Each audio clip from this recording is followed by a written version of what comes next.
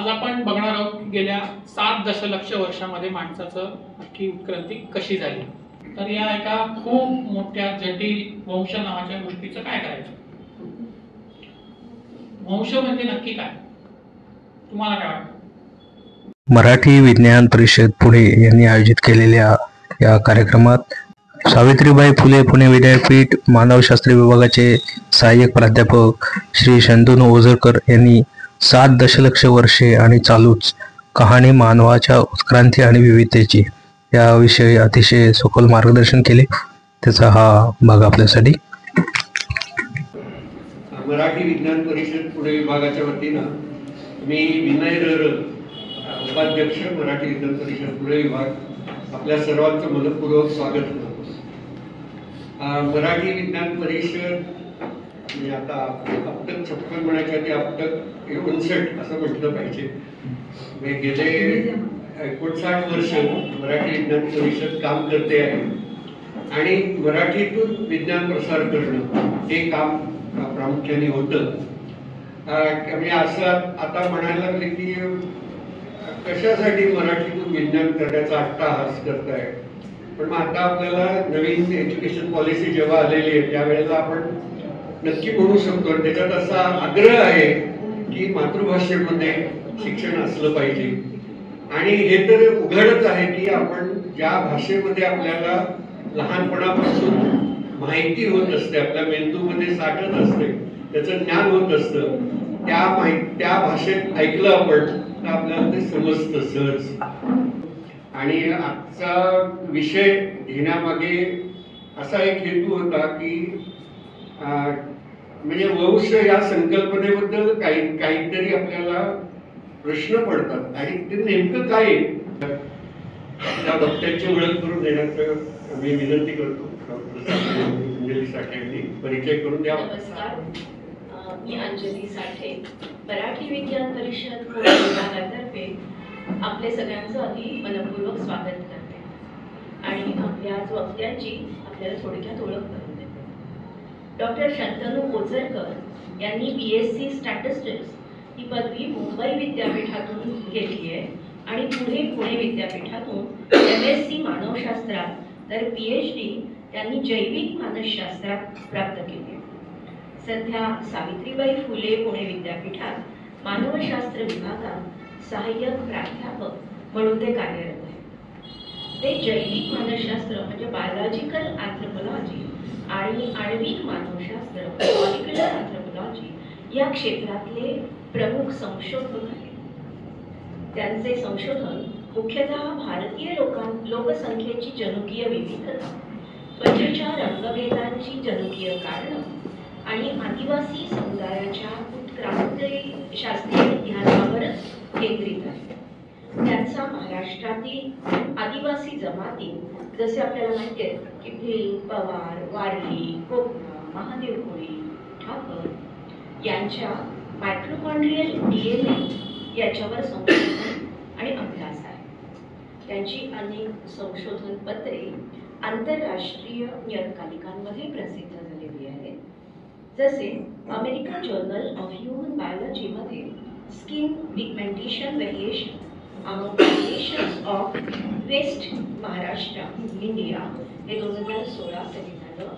Scientific reports मध्ये novel insights on demographic history of tribal and caste groups from west Maharashtra using genome wide data हा 2020 ला publish झालाय। PLOS 1 मध्ये identifying signatures of natural selection and Indian populations 22 ला दिले। तसंच microbiome मध्ये गट मायक्रोबायल विविधतेवर अभ्यास त्यांचा 2016 ला पब्लिश झाला। ते कॅनडा, अमेरिका आणि भारतातील संशोधकांबरोबर सुद्धा काम करतात, जसे doctor Esteban Parra, doctor Heather L Norton इत्यादी प्रसिद्ध संशोधकांबरोबर त्यांचं काम चालू आहे। त्याचे गुगल स्कॉलर प्रोफाईलवर सुद्धा 100 पेक्षा जास्ती उदाहरणं आहेत। त्याचं वैयक्तिक आणि सामाजिक योगदान सुद्धा मोठं आहे। डॉक्टर ओझरकर विज्ञान प्रसारात सुद्धा सक्रिय आहेत। ते तरुणांना मानव उत्क्रांती आणि जैवविविधतेच्या विषयावर व्याख्याने देतात. त्यांचं ट्विटर हँडल हे @शंतनू ओझरकर असून ते संशोधन आणि शैक्षणिक चर्चांसाठीच वापरतात. डॉक्टर ओझरकर हे भारतीय मानवशास्त्रातील एक उभरतं नाव आहे, जे आदिवासी आणि जातीय समुदायांच्या जनुकीय वारशाला उजागर करतात. त्यांचं कार्य महाराष्ट्रातील सांस्कृतिक आणि जैविक विविधतेचे संरक्षण करण्यास मदत करत आहे. आपण सगळेच जण आजच्या वक्त्यांचे विचार ऐकण्यासाठी उत्सुक आहोत. अशा अभ्यासू संशोधकाची ओळख करून देण्याची संधी मला मराठी विज्ञान परिषद पुणे विभागाने दिल्याबद्दल मी त्यांचे आभार मानते. धन्यवाद. डॉक्टर ओझरकरांना विनंती करते, आपण आपले विचार मांडा.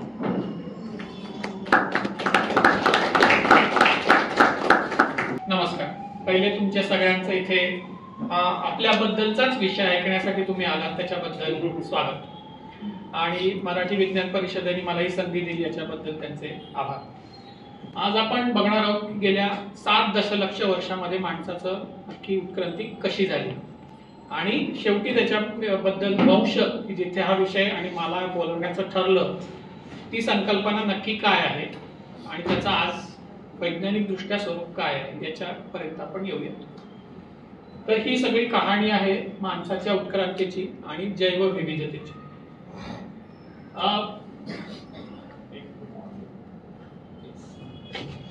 माणूस म्हणजे नक्की काय काय वाटतं तुम्हाला?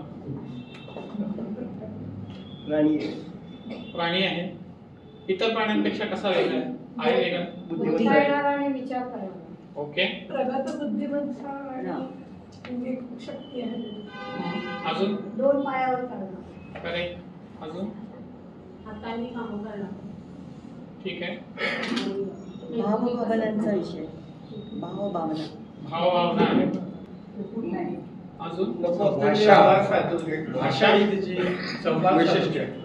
भाषा आपण आता जे करतोय दुसरा कुठला प्राणी करत नाही. स्वतःवरतीच लेक्चर कुठला दुसरा प्राणी देत नाही. अपोजेबल थंब किंवा दुसऱ्या बोटांशी जुळवता येणारा अंगठा, ज्याच्यामुळे आपण वेगवेगळी कामं हाताने करू शकतो. बरोबर. हे आपलं एक वैशिष्ट्य आहे. 2 पायांवर चालतो. आपल्याला नग्न कपी किंवा नेकेड एप म्हणून ओळखलं जातं, कारण बाकीच्या सस्तन प्राण्यांसारख्या आपल्या अंगावरती खूप दाट लव किंवा फर नाहीये, केस नाहीये. हत्यार बनवणारा तोच मानव. बरोबर. हँडबॅग्स म्हणजे दगडी हत्यारांपासून ते आज आपण रॉकेट दुसऱ्या ग्रहावरती पाठवतोय. भाषा आपल्याला आत्मभान आहे असं आपण आता मानतो. दुसऱ्यांना आहे का नाही याच्यावरती संशोधन चालू आहे, पण आपल्याला त्यांच्याशी अजून संवाद साधणं तेवढं शक्य झालेलं नाही, म्हणून अजून तरी आपल्यापर्यंत आपण ठेवलेली एक क्वालिटी आहे. आकाराने मोठा मेंदू, शरीराच्या मानाने मेंदूचा आकार खूप मोठा आहे, त्याच्यामुळे या सगळ्या गोष्टी शक्य होतात. आणि शेवटी म्हणजे आपण आपली एक वेगळी संस्कृती सगळ्या मानव जातीची तयार केलेली. वेगवेगळ्या भाषा असतील, आचार विचार असतील, लग्नाच्या पद्धती असतील, हजारो गोष्टी येतात संस्कृतीमध्ये. हे आपण तयार केले आपल्या बुद्धिमत्तेने. हे सगळं कोंडाळा असणारा कदाचित एक प्राणी म्हणजे मानव असं आपण ब्रॉडली म्हणू शकतो. पण हे आपल्याला फक्त मानवामध्येच आढळतं का असा माझा प्रश्न. नाही. आपला बोट जुळवता येणारा जो अंगठा आहे तो आपल्या हाताचा आहे. सगळ्या कपींमध्ये, माकडांमध्ये, वानरांमध्ये पायालाही असतो. ठीक आहे. हा पायामध्ये असतो चिंपॅन्झीच्या. पण आपली जी हाताची पकड जी आहे त्याला 2 पकड वैज्ञानिक भाषेमध्ये आम्ही पकडतो. एक म्हणजे आपण हातोडी घेऊन जेव्हा मारतो त्या टाईपची एक पकड असते, आणि दुसरं आपण सुईचं काम करतोय तेव्हाची त्याला प्रिसिजन ग्रीप, आणि एक आहे ती पॉवर ग्रीप. हे दोन्ही आपल्या अपोजेबल थंबमुळे किंवा अंगठ्याच्या एका अनाटॉमिकल स्ट्रक्चरमुळे शक्य झाले. हे कमी अधिक प्रमाणात बाकीच्या वानरांना, माकडांना आणि गोरिला चिंपॅन्झी सारख्या कपींना सुद्धा शक्य होतं. म्हणजे पूर्णतः फक्त आपलंच वैशिष्ट्य आहे असा त्याचा अर्थ नाही. आपण 2 पायांवर चालतो याचा अर्थ बाकीचे कपी 2 पायांवर चालू शकत नाहीत असं नाही, पण ते कधी कधी चालतात. आपल्याला 2 पायांवर चालण्याच्या पलीकडे दुसरा पर्याय नाही. आपल्याला आज झाडावर चढता येतं, पण कठीणही जातं. आणि उद्या म्हटलं की आपण आपल्यापैकी 5 लोकांना घेऊन आता झाडावर चढा, खूप कठीण आहे. त्याची जर सवय असेल तर आपण करू शकतो.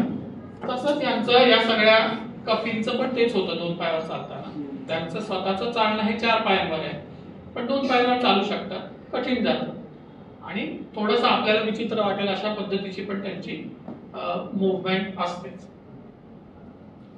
मानव हा हत्यारे बनवणारा प्राणी आहे, आणि हीच माणसाची व्याख्या साधारण 1960 पर्यंत होती. जेन गुडालबाईंचं नुकतंच निधन झालं, त्यांनीही पहिल्यांदा शोधून काढलेले आहे की चिंपॅन्झी सुद्धा हत्यारं बनवतात आणि त्याचा वापर अन्न मिळवण्यासाठी करतात. त्या व्हिडिओमध्ये तुम्हाला दिसेल की एक चिंपॅन्झी एक मोठी गवताची काडी घेऊन वाळवीच्या वारुळामध्ये खुपसतोय. मग त्या वाळव्या सगळ्या त्याला चालतात आणि मग तो घेऊन तो छानपैकी खातो. आता हे का महत्वाचं आहे, हे कारण ह्याच्या आधी, या शोधाच्या आधी किंवा हे ऑब्झर्वेशन त्यांनी जंगलामध्ये करण्याच्या आधी अशी व्याख्या होती की मानव हाच हत्यारं बनवू शकतो. पण इथे त्या चिंपॅन्झीनी सुद्धा ते एक वेगळ्या प्रकारचं टूल, उपकरण बनवलं. मग त्याचा पुढे वापर कसा करायचा आहे, त्यांनी नक्की काय होणार आहे, ते किती वाळवी त्याला आतमध्ये चावतील, याचा सगळ्याचा विचार त्याच्या डोक्यात झालेला आहे. सो ही सुद्धा एका प्रकारची माणसाची आपण स्पेशालिटी मानली जाते, ही नाहीये, ही बाकीच्या प्राण्यांमध्ये पण आहे. संस्कृतीची व्याख्या ही खूप ब्रॉड व्याख्या मी इथे मांडतोय. ही समाजात पिढ्यानपिढ्या प्रसारित होणाऱ्या भौतिक आणि अभौतिक उत्पादनांचा समावेश असलेली सामायिक जीवनशैली. म्हणजे याच्यामध्ये आपले कपडे आले, बिल्डिंग आल्या, उपकरणं आली, कम्प्युटर आला, आणि आपले विचार पण आले. अभौतिक म्हणजे विचार पण आले, भाषा आली, हॅरी पॉटर आला, फिक्शन आली, सगळं आलं. पण ह्या गोष्टी ह्या आपल्याकडे अंतर्भूत नसतात, आपल्या जन्माबरोबर आपल्याला मिळालेल्या नसतात, ह्या आपण शिकत जातो, त्या अंगीकारलेल्या असतात. आणि जन्मजात वर्तनापेक्षा आपली संस्कृती वेगळी आहे. आपलं जन्मजात वर्तन एकच की आपण संस्कृतीचे वेगवेगळे गोष्टी शिकू शकतो, हेच आपलं जन्मजात वर्तन आहे. त्याच्या पुढचं सगळं आपल्याला शिकावंच लागतं.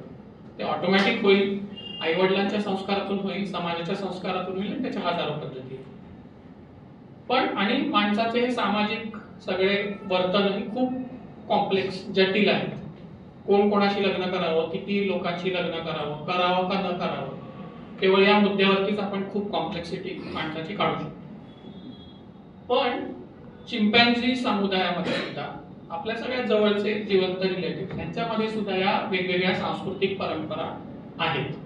काही उदाहरणं मी तिथे दिली की टूल मेकिंग, म्हणजे जगातला प्रत्येक चिंपॅन्झी ते वाळवीच्या वारुळामध्ये काडी घालून वाळव्या खात नाही. ते एका ठराविक समूहामध्येच ही गोष्ट प्रस्थापित झालेली आहे. ती शक्यतो चिंपॅन्झी आईकडून त्यांच्या मुलाकडे ऑब्झर्वेशनने शिकवली जाते. दुसऱ्या एखाद्या समाजामध्ये पाऊस पडला की आनंदाने एक्साइट होऊन नाचणे, त्याला आपण रेन डान्स असं नाव कन्सेप्च्युअली दिलेलं आहे. तो खरोखर काय प्रकारचा डान्स आहे, माणसांच्या सारखा डान्स आहे का वेगळा आहे, हे वेगळे अजून संशोधनाचे मुद्दे आहेत. पण तो प्रत्येक चिंपॅन्झी नाही करत, त्या समूहातले लोक करतात आणि ते शिकत गेले. आणि अशा साधारण 200 ते 250 वेगवेगळी बिहेवियर्स किंवा वर्तन आज चिंपॅन्झीच्या ऑब्झर्वेशनने आपण नोंदलेली आहे. ही ठराविक ठिकाणीच आहेत, ठराविक समूहांमध्ये आहेत आणि पिढ्यानपिढ्यांनी शिकली जातात. म्हणजे संस्कृती हा आपला अभिमानाचा भाग जरी असला तरी आपली मक्तेदारी नाहीये. भाषा पण नाहीये. आणि ह्याच्यावरती खूप पूर्वीपासून प्रयोग झालेले आहेत. म्हणजे एक असं उदाहरण दिलं जातं की अकबराला पण ह्याच्यामध्ये इंटरेस्ट होता की भाषा नक्की कशी तयार होते आणि पहिली भाषा जर असेल ती कुठली असेल. त्यांनी काही प्रयोग करून बघितले. आधुनिक काळामध्ये लोकांनी खूप प्रयत्न केले की चिंपॅन्झीज आणि गोरिलाला तुम्ही बोलायला शिकवूया, पण ते बोलू नाही शकले कारण त्यांच्या स्वरयंत्राची रचना आपल्यापेक्षा वेगळी आहे. आणि मग एक खूप छान आयडिया त्यांना आली, सगळ्या माणसांमध्ये पण सगळेच लोक बोलतात असं नाही. काही मूकबधिर असतात, त्यांना दुर्दैवाने बोलता येत नाही. त्यांची भाषा आहे का, तर आहे. फॉर्मल भाषा आहे का? आहे. अमेरिकन साइन लँग्वेज ही या गोरिला, चिंपॅन्झी आणि ओरँगुटॅन यांना शिकवली गेली आणि त्यात हे त्यांचे जे ट्रेनर्स होते किंवा त्यांचे जे कन्झर्वेटर्स होते त्यांच्याबरोबर ही कपी, चिंपॅन्झी, नंतर ओरँगुटॅन आणि गोरिला हे काही प्रमाणात संवाद साधू शकत होते.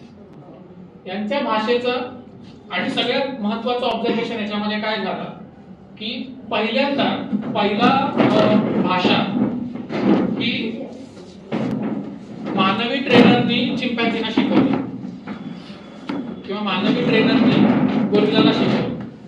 पण त्या चिंपॅन्झीच्या पुढच्या पिढीला त्या चिंपॅन्झीने ती भाषा शिकवली. ते एकमेकांचं ऑब्झर्वेशन करून त्यांचं शिकण्याचं कौशल्य खूप आहे चिंपॅन्झीचं.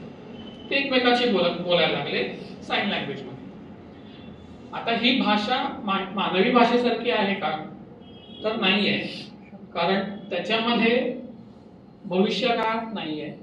समोर न दिसणाऱ्या गोष्टींबद्दलची चर्चा करतात, पण तरीही हे संवाद साधू शकतात.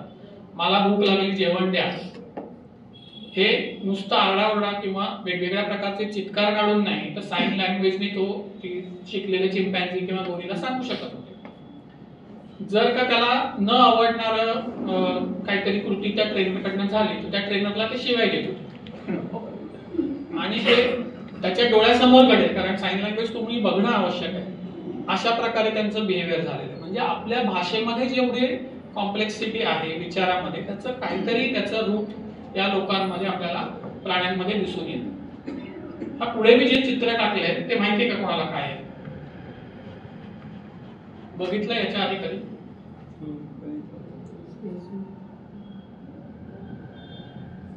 नसेल बघितलं तरी साधारण अंदाज लावा की हे काय असू शकेल. प्रमाणबद्ध आहे का? प्रमाणबद्ध पण आहे. अजून त्याच्यात बऱ्याच गोष्टी आहेत. फक्त माणसाची दोन आणि ते त्यांनी कपडे का घातले याचा एक वेगळा विषय आहे. पण एक पुरुष आणि स्त्री आहे. वर्ल्डच्या लोकांना कळावं की आपल्या हे 70च्या दशकामध्ये पायोनियर 10 आणि पायोनियर 11 अशी दोन अवकाशयानं सोडली गेली जी सूर्यमालेच्या बाहेर जाते. तर जे कोणी एलियन्स कधीतरी याच्या वाटेत आले तर त्यांना कळावं की हे कुठून आलंय, कोणी पाठवलंय, म्हणून हे कॉम्प्लिकेटेड चित्र इथे काढलंय. आता हे आपणच काही वर्षांपूर्वी काढलेलं चित्र आपल्याला आता समजत नाहीये. माणसाची भाषा, त्याचं इंटरप्रिटेशन हे किती जटिल आहे. त्याच्यामध्ये दिलंय की इथे वरती दोन गोळे आहेत काहीतरी. हे काय असावे?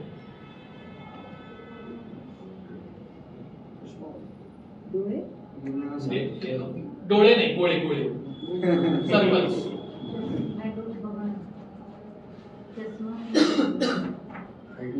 त्याला काही वाटू शकेल आपल्याला. खूप कॉम्प्लिकेटेड आहे आणि मला याचं म्हणजे धक्का बसला की एवढा कॉम्प्लिकेटेड का केलंय. तो हायड्रोजन ॲटम, हायड्रोजनचा मोलेक्युल आहे आणि त्याच्या भोवती एकच इलेक्ट्रॉन आहे. मग त्या दोघांचं काहीतरी बॉन्डिंग झालेलं आहे. तिथे आपला पत्ता दिलेला आहे. सूर्यमाला आहे आणि त्याचा एक जवळचा पल्सार, रेडिओ पल्सार आहे. त्याच्यापासून हे सगळे अंतर प्रपोर्शनेट आहे. तर ती प्रपोर्शन कदाचित एलियन्सला समजावीत अशा हेतूने हे तयार केले. मुद्दा असा होता की हे किती जटिल आहे आपलंच आपल्याला कळत नाहीये. एलियन शोधून काढणार. पुढच्या मिशन्स मध्ये त्यांनी ऑडिओ सिरीज पण पाठवल्या जे कदाचित ऐकतील. आणि एलियन एवढे प्रगत आहे माहिती नाही आपल्याला, आपल्याला कोण भेटेल तिकडे, तर काहीतरी होईल म्हणून आपण पाठवलं. कल्पना की त्यांना काहीतरी माहिती पोहोचेल. मुद्दा असा होता की आपली जी काही भाषा आहे ती मुख्यत्वे करून सगळ्यात जास्तीत जास्त प्रमाणात वाचा बोलणारी भाषा आहे.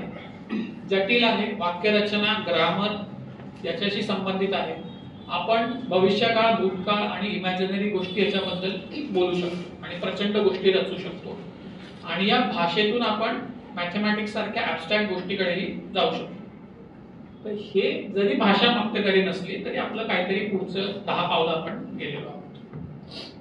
पण याचाच अर्थ आपण प्राणी जगतापेक्षा काही वेगळे नाही. आपण ज्या काही आता अॅनाटॉमिकल, स्ट्रक्चरल, कल्चर बद्दलच्या या सगळ्या गोष्टी बघितल्या, मागतेकरी तर नाही. काहीतरी आपल्या आधीच्या नातेवाईकांबद्दल आपलं साम्य आहे.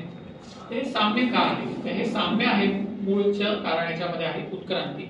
एका सामायिक पूर्वजापासून आजचे जे आपले हे नातेवाईक आहेत, चिंपॅन्झी, गोरिला, ओरँगुटान, गिबन्स आणि इतर माकडं त्या क्रमाने जवळ ते लांब या क्रमाने यांच्यामध्ये काहीतरी साम्य आहेत, कारण यांचे पूर्वज आणि आपला पूर्वज काही दशलक्ष वर्षापूर्वी एक होते.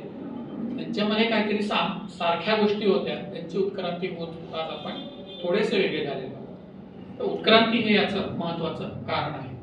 आणि इथे हे चित्र मुद्दामून मी काट मारून दाखवलंय, कारण आपल्या लक्षात हे खूप वेळा बघितलेलं चित्र आहे आपण, आणि याच्या अनेक मीम्स आणि जोक सध्या चालतात. तर साध्या माकडापासून ते 2 पायावर चालणाऱ्या माणसाचा एका लाईनीतला हा उत्क्रांतीचा प्रवास, असं हे चित्र काढलं गेलेलं आहे. फार जुनं नाहीये, 70च्या दशकामध्ये युनेस्कोच्या लोकांनी हे चित्र बनवून घेतलं. पण याच्यामुळे सगळ्यात जास्ती गैरसमज झाला. आज आपली उत्क्रांती या माकडापासून इथपर्यंत जर झाली, तर आत्ताच्या माकडाचं काय म्हणा. म्हणून हे चित्र तसं नाहीये. त्या माकडाचे आणि आपले पूर्वज कितीतरी दशलक्ष वर्षापूर्वी एक होते, तेही तेवढेच 70-80 लाख वर्ष उत्क्रांत झाले, आपणही झालोय. हे सगळे समान पातळीवरती आहे. बरं, दुसरं याच्यामध्ये बायका नाहीये, मुलं नाहीये, त्यांच्या अॅनाटॉमी मध्ये, शरीर रचनेमध्ये काहीतरी फरक आहे ना. प्रॉब्लेम त्या चित्रात बरेच. तर हे सगळे आता मी याच्यात वानरं आणि माकडं हे सगळे काढून टाकली, पण आपल्या कपी म्हणजे प्रायमेट्स मधील एप्स, शेपूट नसलेली माकडं, त्यांचा जर आपण इतिहास, उत्क्रांतीचा इतिहास बघितला, तर माणूस आणि चिंपॅन्झी यांचा समान पूर्वज किंवा कॉमन अँसेस्टर हा वेगवेगळ्या वैज्ञानिक पद्धतीने डीएनएचा अभ्यास करून, त्यांच्या हाडांचा अभ्यास करून शोधून काढला. साधारण 8 ते 6 दशलक्ष वर्षापूर्वी त्यांचा कॉमन अँसेस्टर होता. म्हणजे चिंपॅन्झी, आजच्या चिंपॅन्झीची उत्क्रांती सुद्धा 6 ते 7 दशलक्ष वर्ष झालेली आहे. हा जो शेवटचा लाल टोक आहे हा फक्त आपल्या माणसांच्या पूर्वजांचा स्पेसिफिक इव्होल्युशनचा काळ आहे. बाकीचे मग त्या क्रमाने 9 ते 8 दशलक्ष, 16 आणि सर्व एप्सचा पूर्वज हा साधारण 2 कोटी वर्षापूर्वी अस्तित्वात होता. वेगवेगळ्या जीवाश्मांचा अभ्यास करून हे आपण सिद्ध केलं.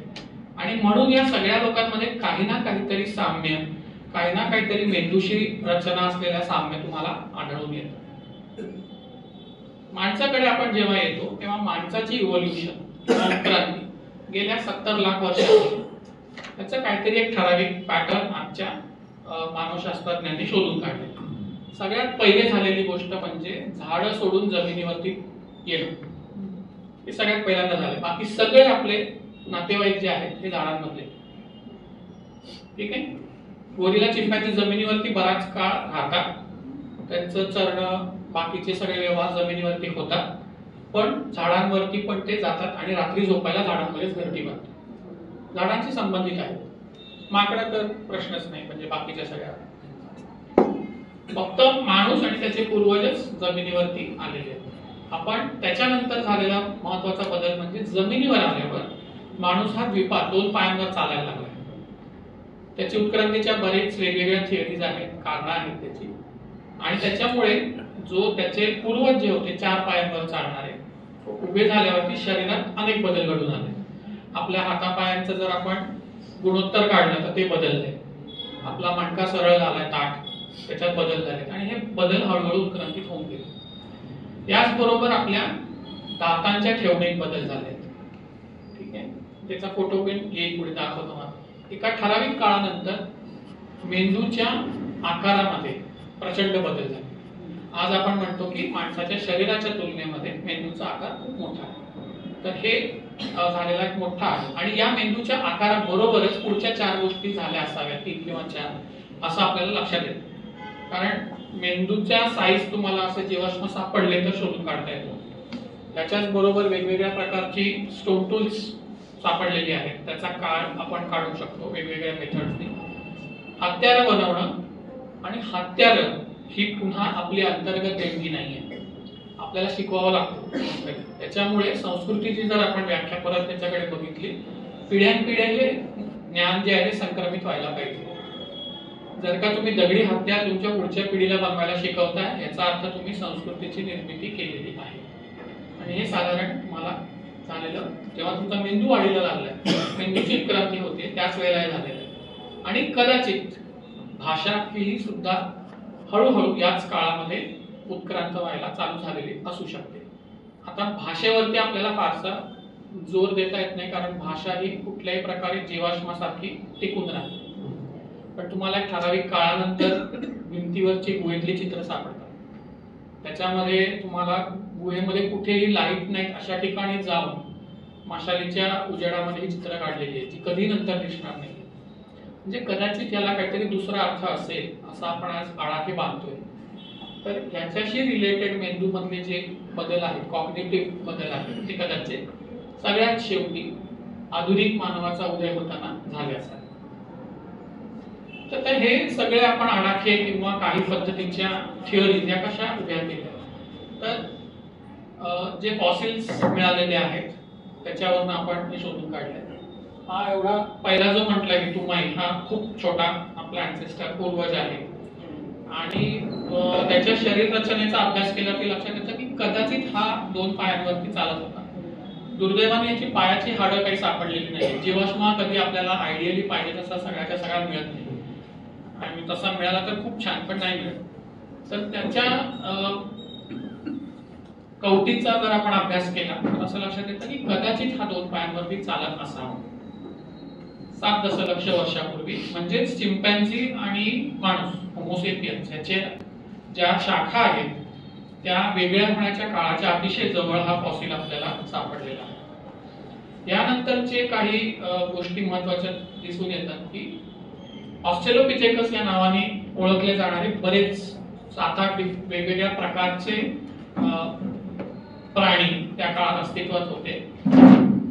हे पक्के द्वीपाल आहेत, कारण ह्यांची पायाची हाडं सापडली, त्यांचे प्रचंड मोठ्या प्रमाणावरती फॉसिल्स किंवा जीवाश्म सापडलेले आहेत. त्याच्यामुळे तुम्ही त्यांच्या कवटीचा अभ्यास करू शकता, पायाच्या हाडांचा अभ्यास करू शकता वगैरे वगैरे. पण हे माणसासारखे द्वीपाल नाही, ते झाडावरही चढू शकत होते अतिशय उत्तम प्रकारे, कारण त्यांच्या पायाचा अंगठा हा अजून आपल्यासारखा समोर आलेला नाहीये. त्यालाही पकडण्याची किंवा ग्रास्पिंग पकडण्याची क्षमता अजून यांच्यामध्ये टिकलेली होती. म्हणजे जमिनीवरती 2 पायांवर चालत होते, झाडांवरतीही उत्तम प्रकारे चढू शकत होते. अजूनही हे यांचं शरीर लहान आहे आणि मेंदू पण लहान आहे. हे मध्ये जे 2 पांढरे ठेवले त्याचा जर मेंदू आपण बघितला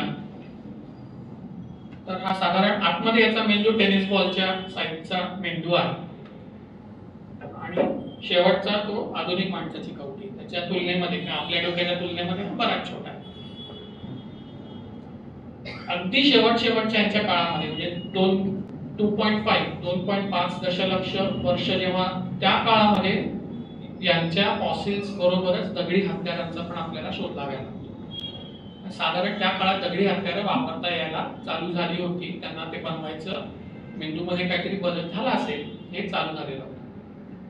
याच्याही थोडा काळ आधी कदाचित हे लोक चिंपॅन्झी सारखी लाकडी हत्यारं कदाचित वापरत असतील, पण ते टिकणार नाही, त्याच्यामुळे आपल्याला त्याच्याबद्दल काही सांगते. आणि ही सगळी उत्क्रांती आफ्रिकेमध्ये झालेली आहे.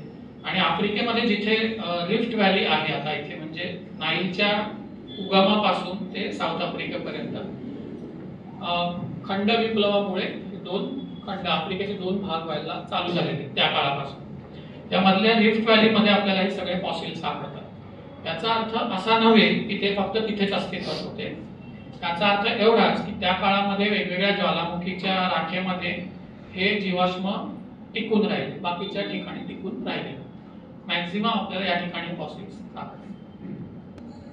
तर चिंपॅन्झीचं 4 पायांवरचं चालणं आणि लुसी नावाचा जो फेमस जीवाश्म आहे ऑस्ट्रेलोपिथेकस अपारेन्सिस, याला गेल्या वर्षी याच्या शोधाला 50 वर्ष पूर्ण झाली. तर त्याचं बराच सांगाडा सापडलेला आहे. त्याच्यावरून आपण हे लोक त्यांचं चालणं कसं असेल याचे आडाखे बांधले. तर काही गोष्टी या चिंपॅन्झी सारख्या होत्या आणि ते दाखवता येत होता की हाताचं गुणोत्तर काय असेल, चालणं कसं असेल, थोडं चिंपॅन्झी सारखं आहे. त्याचबरोबर बऱ्याच गोष्टी या उत्क्रांत होत होत आधुनिक माणसासारख्या पण आहेत.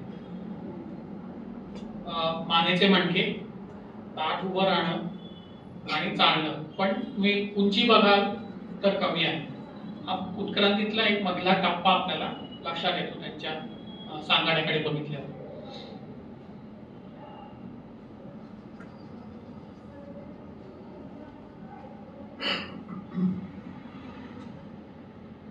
पावलं जी आहेत ती पूर्णतः चिंपॅन्झी सारखी नाही आहेत, तेवढं त्यांचे अंगठे वेगळे नाही आहेत, पण पूर्णतः माणसासारखे नाही.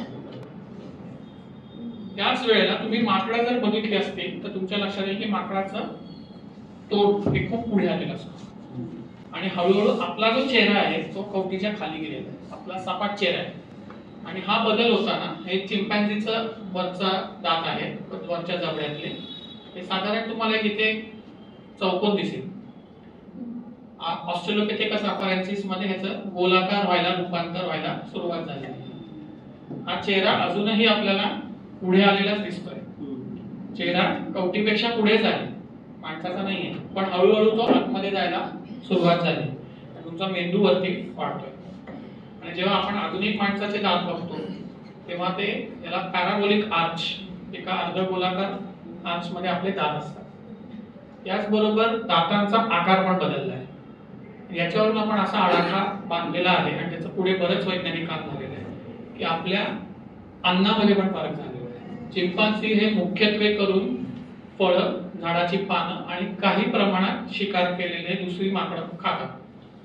त्याच्यासाठी त्यांना वेगळ्या पद्धतीचे दात आवश्यक आहेत. आणि आपणही ऑमनिव्होरस आहोत. आपण विविध प्रकारचं अन्न ग्रहण करू शकतो. आणि आज आपण अन्न करताना कच्चं खात नाही, आपण त्याच्यावर प्रक्रिया करतोय विविध प्रकारच्या. त्याच्यामुळेही आपल्या दातांमध्ये हे फरक झालेले आहे.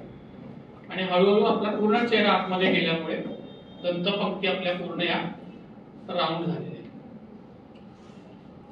आणि या बरोबरच हळूहळू मेंदूच्या आकारात प्रचंड प्रमाणात वाढ होताना दिसते. आणि हा ग्राफ जर तुम्ही बघितला तिथे साधारणपणे 2 मिलियन इयर्स म्हणजे 20 लाख वर्षापूर्वी एकदम फास्ट माणसाच्या मेंदूची वाढ झालेली आपल्याला दिसते. तोपर्यंत हळूहळू होते. जसं शरीर वाढेल त्या प्रमाणात मेंदू वाढणार.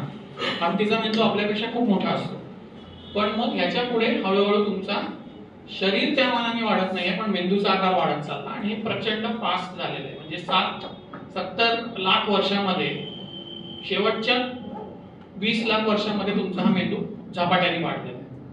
आणि ह्याच्याबरोबर काय काय झालंय, ह्याच्याबरोबर वेगवेगळ्या प्रकारची दगडी हत्यारं आपल्याला मिळायला.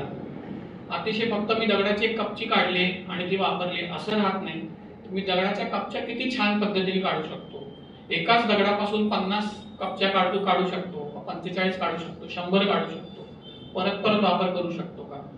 मी या वेगवेगळ्या कपच्या एकत्र जोडून कॉम्पोजिट टूल्स बनवू शकतो का. या पद्धतीच्या गोष्टी तुम्हाला मिळायला लागतात. म्हणजेच मेंदूच्या वाढीचा आणि आपल्या कारागिरीचा आलेख बरोबर झाला. याच काळामध्ये तुम्हाला दिसतं की आपण आगीवरती प्रभुत्व प्राप्त केलेलं आहे, कारण आपल्याला त्यांच्या गुहांमध्ये राखेचे थरचे थर सापडले. आता हे अग्नी पेटवत होते का तर माहिती नाही, कदाचित गोळा करून आणत होते आणि त्या शेकोट्या चालूच ठेवलेल्या होत्या. राखेचे खूप मोठे मोठे थर आहेत. पण तुम्हाला आग आली की जेवण शिजवणं आलं, भाजणं आलं आणि त्या पद्धतीने आपल्या अन्नामध्ये फरक पडलाय. ज्या योगे तुम्ही असं भाजून खाताय, मीठ फ्लेश खाताय भाजून, मेंदू हा खूप खर्चिक अवयव असतो. मेंदू चालवायला तुम्हाला प्रचंड कॅलरीज लागतात. या कॅलरीज जर तुम्हाला फक्त फळांमधनं पाहिजे, जे गोरिलामध्ये होतं, तर गोरिला दिवसभर चलत असतो कारण त्याला त्या कॅलरीज पूर्ण शरीरासाठी आवश्यक आहे. माणसाला याच्यातून सुटका मिळाली कारण तो थोडाच वेळ छोटंसं एक एवढं ताटभर एखादा त्याचा झेब्राचा पायच खाईल. दिवसभराची सोय झाली, 2 दिवसाची सोय झाली आणि मेंदूला तेवढ्या कॅलरीज त्याला त्याच्यातून मिळत आहेत. हाडांमधला जो मगज असतो, मज्जा असते, ती दगडी हत्यारांमुळे फोडून आपल्याला काढता येते. बोन मॅरो जेवण जास्त न्यूट्रिशियस झालंय आणि तेच तुमच्या मेंदूलाही फीडबॅक देते मेंदूचा वाढ होण्यासाठी.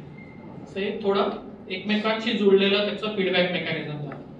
आणि हे झाल्यामुळे पहिल्यांदा हा जो आपला पूर्वज होता तो आफ्रिकेच्या बाहेर त्याचा प्रसार व्हायला सुरुवात झाली. या पूर्वजाचं नाव आहे होमो इरेक्टस. आधीचा होता ऑस्ट्रेलोपिथेकसचे वेगवेगळे प्रकार. आता याला आपण म्हणतो प्रजातीमध्ये होमो म्हणजे हा मानव आहे, माणूस आहे.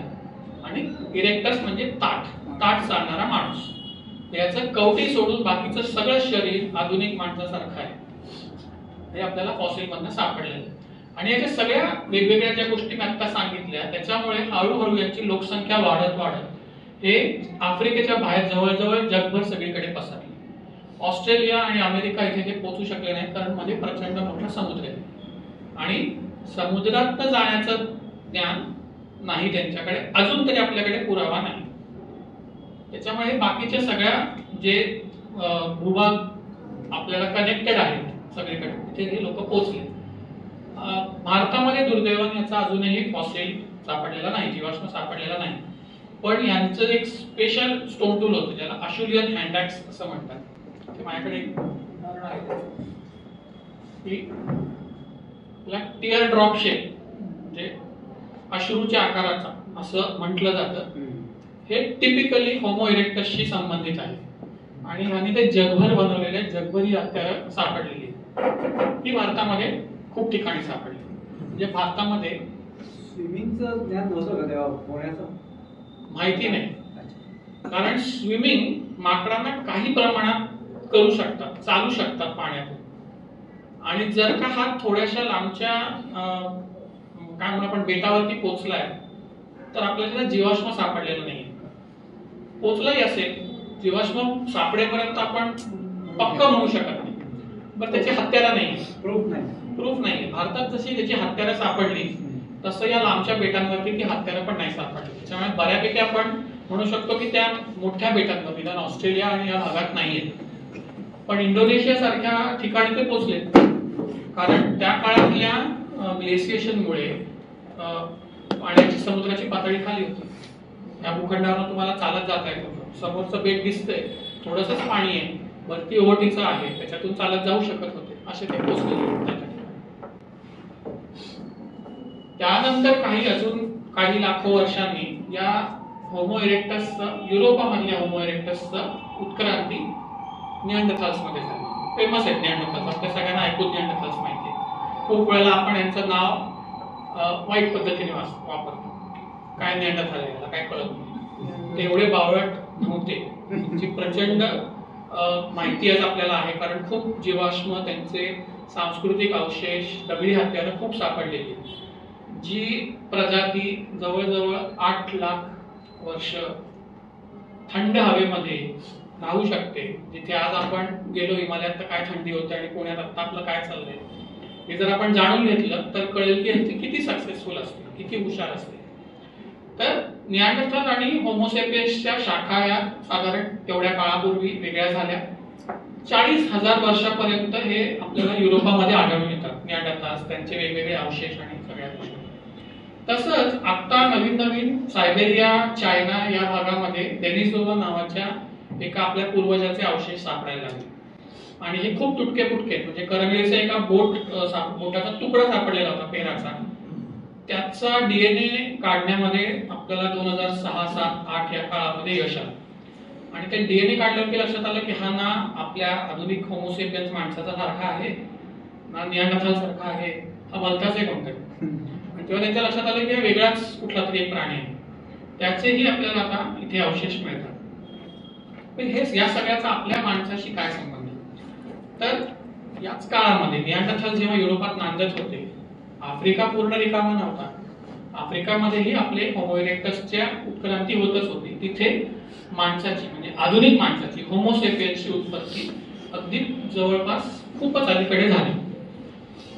आणि यांना कदाचित बऱ्या प्रकारे मेंदूमध्ये वेगवेगळ्या कॉग्निटिव्ह ॲबिलिटीजची उत्क्रांती झाली असं आपण तर्क बांधू शकतो. कारण नवीन प्रकारची दगडी हत्यारं, अंगावरती अलंकार म्हणून बनवलेले वेगवेगळे मणी, मग ते माशांच्या हाडांपासून असतील किंवा कवड्यांपासून असतील, अंगावरती रंगाचा लेप लावण्यासाठी रेड ऑकरचा वापर, अशा गोष्टी दिसायला लागतात. पिसं रंगीतली सापडायला लागतात. म्हणजे स्वतःचं भान मी काहीतरी आहे, हा मी आहे आणि मला असं रंग लावल्यावरती मी छान दिसेल वगैरे टाईप त्याच्या सगळ्या भावना या काळात आपल्याला दिसायला लागतात.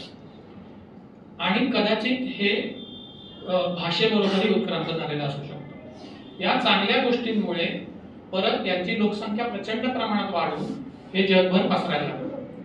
आणि जेव्हा जगभर पसरायला लागले तेव्हा हे गेले युरोपात, गेले आशियामध्ये आणि त्यांना तिकडे भेटले निअँडरथाल मानव आणि त्यांच्या बरोबर त्यांचं झालं आंतरप्रजनन, ऍडमिक्शन. त्यांची मुलं झाली, ती टिकली. आज आफ्रिकेच्या बाहेर, आफ्रिकेमध्ये निअँडरथाल मानव कधीच नव्हता. तर आज आफ्रिकेमध्ये जे होमोसेपियन्स आपले नातेवाईक आहेत त्यांच्यामध्ये निअँडरथालचा DNA तुम्हाला सापडत नाही. पण आपल्या सगळ्यांमध्ये निअँडरथालचा काही ना काही औषध 1%-2% DNA निअँडरथालचा आहे. तसंच पुढे गेल्यावरती हे सायबेरियाच्या प्रदेशात गेल्यावरती त्यांना तिकडे डेनिसोवा मानव, जो आज कसा दिसतो आपल्याला माहित नाही, त्यांच्याबरोबर भेट झाली. त्यांच्याबरोबरही त्यांचा संकर झालेला आहे, ऍडमिक्शन झालेलं आहे. त्यांचाही DNA आपल्याकडे. आणि आश्चर्याची गोष्ट म्हणजे गेल्या 2 वर्षापूर्वी असं एक संशोधन झालं, भारतीय लोकांमध्ये या दोघांचेही जास्तीत जास्त DNA सापडतात.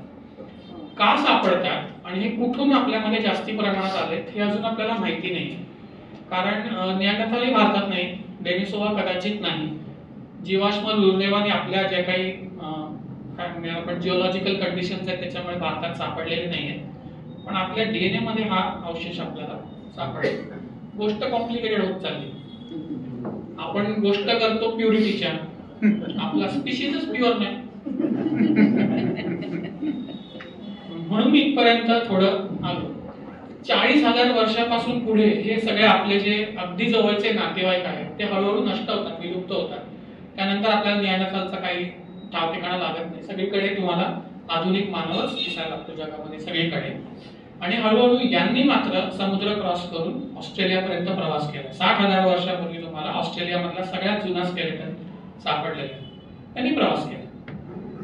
इंडोनेशियातली काही बेटं, पापुआ न्यू गिनीचा आजचा भाग आणि ऑस्ट्रेलिया ह्याच्यामध्ये कितीही जरी ग्लेशिएशन असलं, समुद्र किती खाली असला तरी 60 ते 70 किलोमीटरचा समुद्र होता. म्हणजे तुम्हाला पलीकडचं दिसणं शक्य नाही. पण ते पार करून माणसं गेलेली आहेत. म्हणजे आपल्या क्युरिओसिटीची धन्य आहे असं म्हटलं पाहिजे. आणि आज मात्र मग आपण या सगळ्या स्पीशीज मधले एकटेच उरलोय. बाकीच्या प्राण्यांमध्ये असं नसतं. मांजरी बघितल्या तर किती वेगवेगळ्या प्रकारचे कॅट फॅमिली दिसते आपल्याला. बिबट्या फिरतोच आहे, वाघ आहेत, सिंह आहेत, वेगवेगळ्या प्रकारच्या रानमांजरी आहेत. माणसाची अशीच अवस्था एकेकाळी होती की वेगवेगळ्या प्रकारचे मानव होते, पण आज मात्र आपण एकटेच आहे. मुद्दा ह्याच्या पुढचा असा आहे की मग या उत्क्रांतीचा एवढं सगळं नमनाला आम्ही कडाभर तेल ओतलंय, तर परिणाम नक्की काय झाला, त्याचा आपल्यावरती आज परिणाम काय झाला. ठीक आहे, गोष्ट म्हणून छान आहे, झाली बाबा आपली उत्क्रांती, पण परिणाम काय झाला हे खूप महत्वाचं आहे.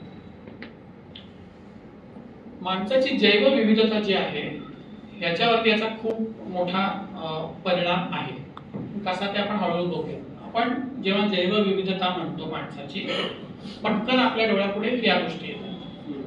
कारण आपण डोळ्यांनी समोरच्या व्यक्तीला ओळखणारे आहोत, वासाने नाही. कुत्रा वासाने ओळखतो, आपण चेहऱ्याने ओळखतो, आपण त्याचा रंग बघतो, डोळ्याचा रंग बघतो. या सगळ्या समोर गोष्टी दिसतात. शरीराचे आकार, चेहऱ्याची वैशिष्ट्ये, की तुमच्या गालफड उंच आहेत का सपाट आहेत, याच्यावरून आपण नेहमी बघत आहोत. आणि याच्यामध्ये माणसामध्ये प्रचंड वैविध्य आपल्याला दिसून येतं.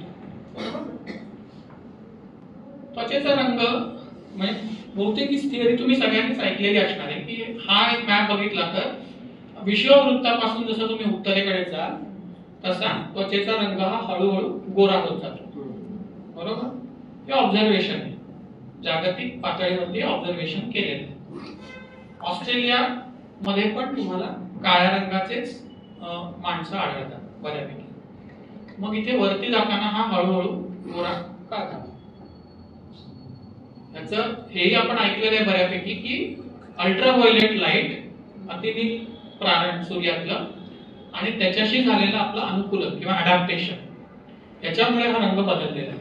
जेव्हा तुम्ही विषुववृत्ताच्या जवळ असता तेव्हा जवळजवळ वर्षभर पूर्ण वेळ तर तो पृथ्वीचा अक्ष कललेला आहे, मग ते सूर्याची किरण कशी पडतात ते आपण सगळा भूगोल आठवलं. विषुववृत्ताजवळ जवळजवळ पूर्ण वर्षभर जमिनीला परपेंडिक्युलर UV रेज पडतात आणि हे आपल्या शरीरावरती परिणाम करतात. तुम्ही जर बाहेर फिरत असला उन्हामध्ये, शरीरात जाऊन फोलेट म्हणजे B9 जीवनसत्व जे आहे त्याच्यावर ते परिणाम करतं, त्याला ते मोडकळीस आणतं आणि B9 जीवनसत्व हे आपल्याला प्रचंड आवश्यक असतं. प्रेग्नन्सीमध्ये सगळं फॉलिक ऍसिड खातो का, तर त्या हाडांची ग्रोथ नीट व्हायला पाहिजे. असे त्याची बरीच उपयोग आहेत. पण ते जर नष्ट होत असेल अल्ट्राव्हायोलेट रेज माझ्या शरीरात गेल्यामुळे, तर इथे मला प्रोटेक्शनची गरज आहे. जर का माझी त्वचा ही काळी असेल, त्याच्यामध्ये मेलानिनचं प्रमाण जास्ती असेल, तर हे जास्ती त्वचेमध्ये खोलवर हे अतिनील रंग जाऊ शकत नाही, प्रारण जाऊ शकत नाही. आणि त्याच्यामुळे तुम्हाला हा रंग इथे त्वचेचा डार्क झालेला दिसतो. बाकीचे जर लोक काही म्युटेशन झालं, काही त्याच्यामध्ये DNA मध्ये बदल झाला, त्याची त्वचा गोरी झाली, तर हे नैसर्गिक निवडीच्या अगेन्स्ट जाऊन त्यांचं नष्ट झाले. पण हळूहळू माणूस इकडून बाहेर पडून युरोपात गेला. युरोप हा इतका उत्तरेला आहे, युरोपीय प्रदेश, की तिथे वर्षातून बराच काळ तुम्हाला सूर्यप्रकाश हा जास्ती तीव्र मिळत नाही. हिवाळ्यामध्ये आता दिवस प्रचंड छोटा आणि रात्र मोठी होणार. तुम्हाला तिथे अल्ट्राव्हायोलेट रेज अजिबात मिळत नाही. पण अल्ट्राव्हायोलेट रेजचं दुसरं काम काय आहे, तुमच्या त्वचेत गेल्यावर ते व्हिटॅमिन डी बनवतो. व्हिटॅमिन डी पण आपल्या हाडांसाठी आवश्यक आहे. व्हिटॅमिन डी तुमच्या हजारो गोष्टी शरीरातल्या प्रक्रियांसाठी आवश्यक आहे. जर ते बनतच नसेल तर माणूस इथे नष्ट होऊन जाईल. तर त्या काळात जे लोकांच्या DNA मध्ये म्युटेशन होऊन जे लोक गोरे झाले, ज्यांचं मेलॅनिन रंगद्रव्य कमी झालं, त्या लोकांना युरोपात फायदा झाला. कारण त्यांच्या शरीरात UV बऱ्या प्रकारे पोचायला लागला आणि व्हिटॅमिन डी बनू शकतो. आणि ऑलरेडी त्याचा काळ UV रेसचा कमी असल्यामुळे फोलेटला काही त्रास होतच नव्हता, बॅलन्स झाला. म्हणजे आज आपल्याला विषुववृत्तापासून ते उत्तरेपर्यंत माणसाच्या रंगामधले जे जे फरक आढळतात, ते काही दैवी शक्तीने बनवलेले, पाप झाली म्हणून काळे पडलेले, बाकी सगळं झालं म्हणून गोरे झालेले, अशा वेगवेगळ्या थेअरी वंशवाद्यांनी काढलेल्या आहेत. तसं काही नसून निसर्गाशी जुळवून घेताना या गोष्टी झाल्या. आणि याची अजून बरीच उदाहरणं आहेत. म्हणजे शरीराचा आकार आहे, इथे तुम्हाला इन्युइट म्हणजे कॅनडाच्या अतिशय उत्तरेकडे राहणारे जे मानवी समाज आहे, त्यांचा आकार तुम्हाला इथे दिसेल. हे अतिशय बुटके आणि गिड्डे असतात आणि जाडे असतात. त्यांच्यामध्ये प्रचंड फॅटचं प्रमाण शरीरामध्ये असतं जन्मजात. म्हणजे खाऊन खाऊन जाडा झालाय हा प्रकार नाही. खातात, मजबूत खातात, तर तिथे थंडी आहे, त्याच्या मेटाबॉलिझममुळे उष्णता पाहिजे. तसंच तुम्ही विषुववृत्तापाशी गेला तर मसाई म्हणून जी जमात आहे, ते लोक तुम्हाला एकदम बारीक आणि प्रचंड उंच 6.5 फूट उंची नॉर्मल असे सापडतात. हे त्यांचं थंड प्रदेशामधलं आणि उष्ण प्रदेशामध्ये शरीरातली उष्णता टिकवायची कशी, किंवा जर उष्णता मी उन्हाळी प्रदेशात राहतोय तर ती नष्ट कशी झाली पाहिजे, शरीराने माझ्या उष्णता ऍब्सॉर्ब नाही केली पाहिजे असते, बाहेर कशी काढली पाहिजे, याच्याशी जुळून आलेलं अनुकूलन आहे. म्हणून यांचा आकार बदलला. आणि हे मसाई जरी उद्या आर्क्टिक मध्ये राहायला गेले तरी त्यांची उंची उद्या लगेच कमी नाही होणार. हजारो पिढ्या जाव्या लागतील, तेव्हा कदाचित त्यांच्या शरीर रचनेत फरक पडेल. म्हणजे अनुकूलन आहे, थोड्या काळासाठी झालेला बदल नाही. नाकाचे विविध आकार, चपटी नाक, एकदम बारकी पॉइंटेड नाक, गरुडासारखी नाक, किंवा चपटी नाक आणि नाकातला आतला त्याचा व्हॉल्यूम हा खूप मोठा असतो, असे बरेच प्रकार नाकांचे आपल्याला दिसतात. तर हे पण तुमच्या वातावरणाशी जुळवून घेताना तयार झालेले. आफ्रिकेमधल्या जंगलांमध्ये, रेन फॉरेस्ट मध्ये पर्टिक्युलरली, जिथे प्रचंड दमटपणा असतो आणि उष्णता असते, ही जर दमट हवा डायरेक्ट आपल्या फुफ्फुसांमध्ये गेली तर त्रास होऊ शकतो.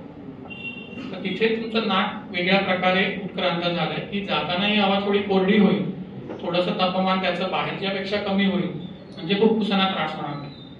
तसंच उलट युरोपामध्ये बारीक नाक म्हणजे नाकात थंड आणि कोरडी हवा जाताना थोडीशी दमट होऊन जाईल, थोडीशी जरा गरम होईल, त्याने आपला व्हॉल्यूम जो आहे नाकाचा, आपली रचना जी आहे ती याच्याशी अनुकूलन त्याच्यामध्ये झालेलं आहे. ठीक आहे. ह्याच्या पलीकडे ही दोन कारणं झाली. म्हणजे एक अनुकूलन हे एक कारण झालं. दुसरं, आणि ही जी सगळी आहे ती निअँडरथाल आणि डेनिझोआ मानव यांच्या बरोबर जे आंतरप्रजनन झालं, ऍडमिक्सचर झालं, त्याच्यामुळे आपल्याला काही फायदे झाले. एक फायदा म्हणजे तिबेटचे लोक आणि नेपाळमधले शेर्पास हे का एवढे एव्हरेस्टवरती फाट चढून जातात, भरपूर स्लीपर मध्ये आणि भरपूर सामान घेऊन जातात, आणि आपल्याला त्यांना हायर करून घेऊन जावं लागतं. मग कोणतरी तेन्सिंग नोर्गे जो होता त्याचं क्रेडिट मारून दुसऱ्या कोणातरी युरोपियन माणसाला देतो. याची मदत घेतली ना तो लवकर चालत होते, ते हजारो वर्ष राहत आले. त्यांच्यामध्ये मग जे फुफ्फुसाची त्यांची कपॅसिटी आहे, त्यांचा जो स्टॅमिना आहे हा कुठून आला? त्याच्यासाठी एक जीन आता आपल्याला सापडलेला आहे EPAS1 नावाचा. हा माणसाचा नाहीच आहे. होमोसेपियन्स मध्ये हा जीन बाकीच्या कुठेही आढळत नाही. हा डेनिझोवन मानवामध्ये हा जीन होता. तिबेटमध्ये जेव्हा आंतरप्रजनन झालं तेव्हा हा जीन तिथून होमोसेपियन्स मध्ये आधुनिक माणसांमध्ये आला, त्यांच्या संकरित प्रजेमध्ये, आणि तो तिथे फायदेशीर असल्यामुळे तिबेटी लोकांमध्ये टिकून राहिला. ह्याचा अनुकूलन हे डेनिझोवन माणसाने करून ठेवलं होतं. माणूस जेव्हा तिबेटच्या पठारावर पोहोचला तेव्हा त्याला हे तिथल्या आंतरप्रजननामुळे मिळालं. निअँडरथाल डीएनएची तर अनेक उदाहरणं आहेत आणि एक गंभीर आणि मजेशीर असं दोन्ही उदाहरण कोविडचं आहे. कोविडच्या काळामध्ये काही लोकांना कोविड इन्फेक्शन लवकर होत होतं, काही लोकांना नव्हतं. म्हणजे आपली इम्युन सिस्टीम वगैरे सगळा हा भाग जर बाजूला ठेवला तरी सुद्धा असं लक्षात आलं की काही आपले डीएनएचे जे तुकडे आहेत ते तुमची इम्युन सिस्टीम वीक करतात. त्याच्यामुळे तुम्हाला काही आपण एन्झाईम तयार करू शकत नाहीये, त्याच्यामध्ये कोविडचा तुम्हाला लवकर संसर्ग होतोय. हा जो डीएनएचा भाग होता तो निअँडरथालकडून आपल्यात आला आणि त्याच निअँडरथाल्सकडून म्हणजे त्याच समाजातल्या दुसऱ्या काही निअँडरथाल्सकडून असे भाग आपल्याला डीएनएला मिळाले की ते तुम्हाला कोविड पासून पूर्णतः प्रोटेक्शन देत होते. झाला संसर्ग तरी तुम्हाला गंभीर कोविड होणार नाही, तुम्ही मरणार नाही. आता ह्याचं जे काही निअँडरथालच्या काळात जे काही व्हायरसेस बॅक्टेरिया असतील त्यांच्याशी लढताना त्यांचं जे काही अडॅप्टेशन झालं असेल, उत्क्रांती झाली असेल, त्याचे फायदे आणि तोटे दोन्ही आपल्याला झाले. म्हणजे याचा आपल्याला उपयोग असा होतो की पुढचं जेव्हा केव्हा आपल्याला काही आरोग्याच्या समस्या बघायच्या असतील तर हे थोडंसं आपल्याला माहिती असणं गरजेचं आहे. हे उदाहरण तुम्हाला माहिती आहे का नाही मला माहित नाही, पण मानवी संस्कृती सुद्धा आपल्या डीएनएचा वरती काम करते. लॅक्टोज इंटॉलरन्स नावाचा आजार कदाचित ऐकला असेल की दूध पचत नाही, जन्मापासून पचत नाही, म्हणजे जन्माचा काही काळ थोडा सोडला तर. सस्तन प्राणी असल्यामुळे आपण अंगावरचं दूध पितो आणि काही काळानंतर थांबवतो आणि मग आपलं जे काही जेवण असेल, म्हणजे वाघ असेल तर तो शिकारीला जाईल आणि हरिण असेल तर गवत खायला लागेल, माणूस असेल तर आपलं जे काही सॉलिड फूड असेल ते खायला लागतो, दूध आपण थांबवतो. तर सगळ्या सस्तन प्राण्यांमुळे इकडे दुधामधली जी एक लॅक्टोज नावाची साखर असते ती ब्रेकडाऊन करण्याचं एक एन्झाईम असतं. ते साधारण पहिलं वर्ष दीड वर्ष जेव्हा केव्हा ते अंगावरचं दूध पित असतील त्या काळापर्यंत शरीरामध्ये बनत असते. त्याच्यासाठी एक जीन आहे, लॅक्टेजचं एक जीन आहे. त्याच्या जेव्हा आपण दूध प्यायचं थांबवतो तेव्हा हा जीन पण काम करायचं थांबतो आणि तो पुढे आयुष्यात कधीही चालू होत नाही.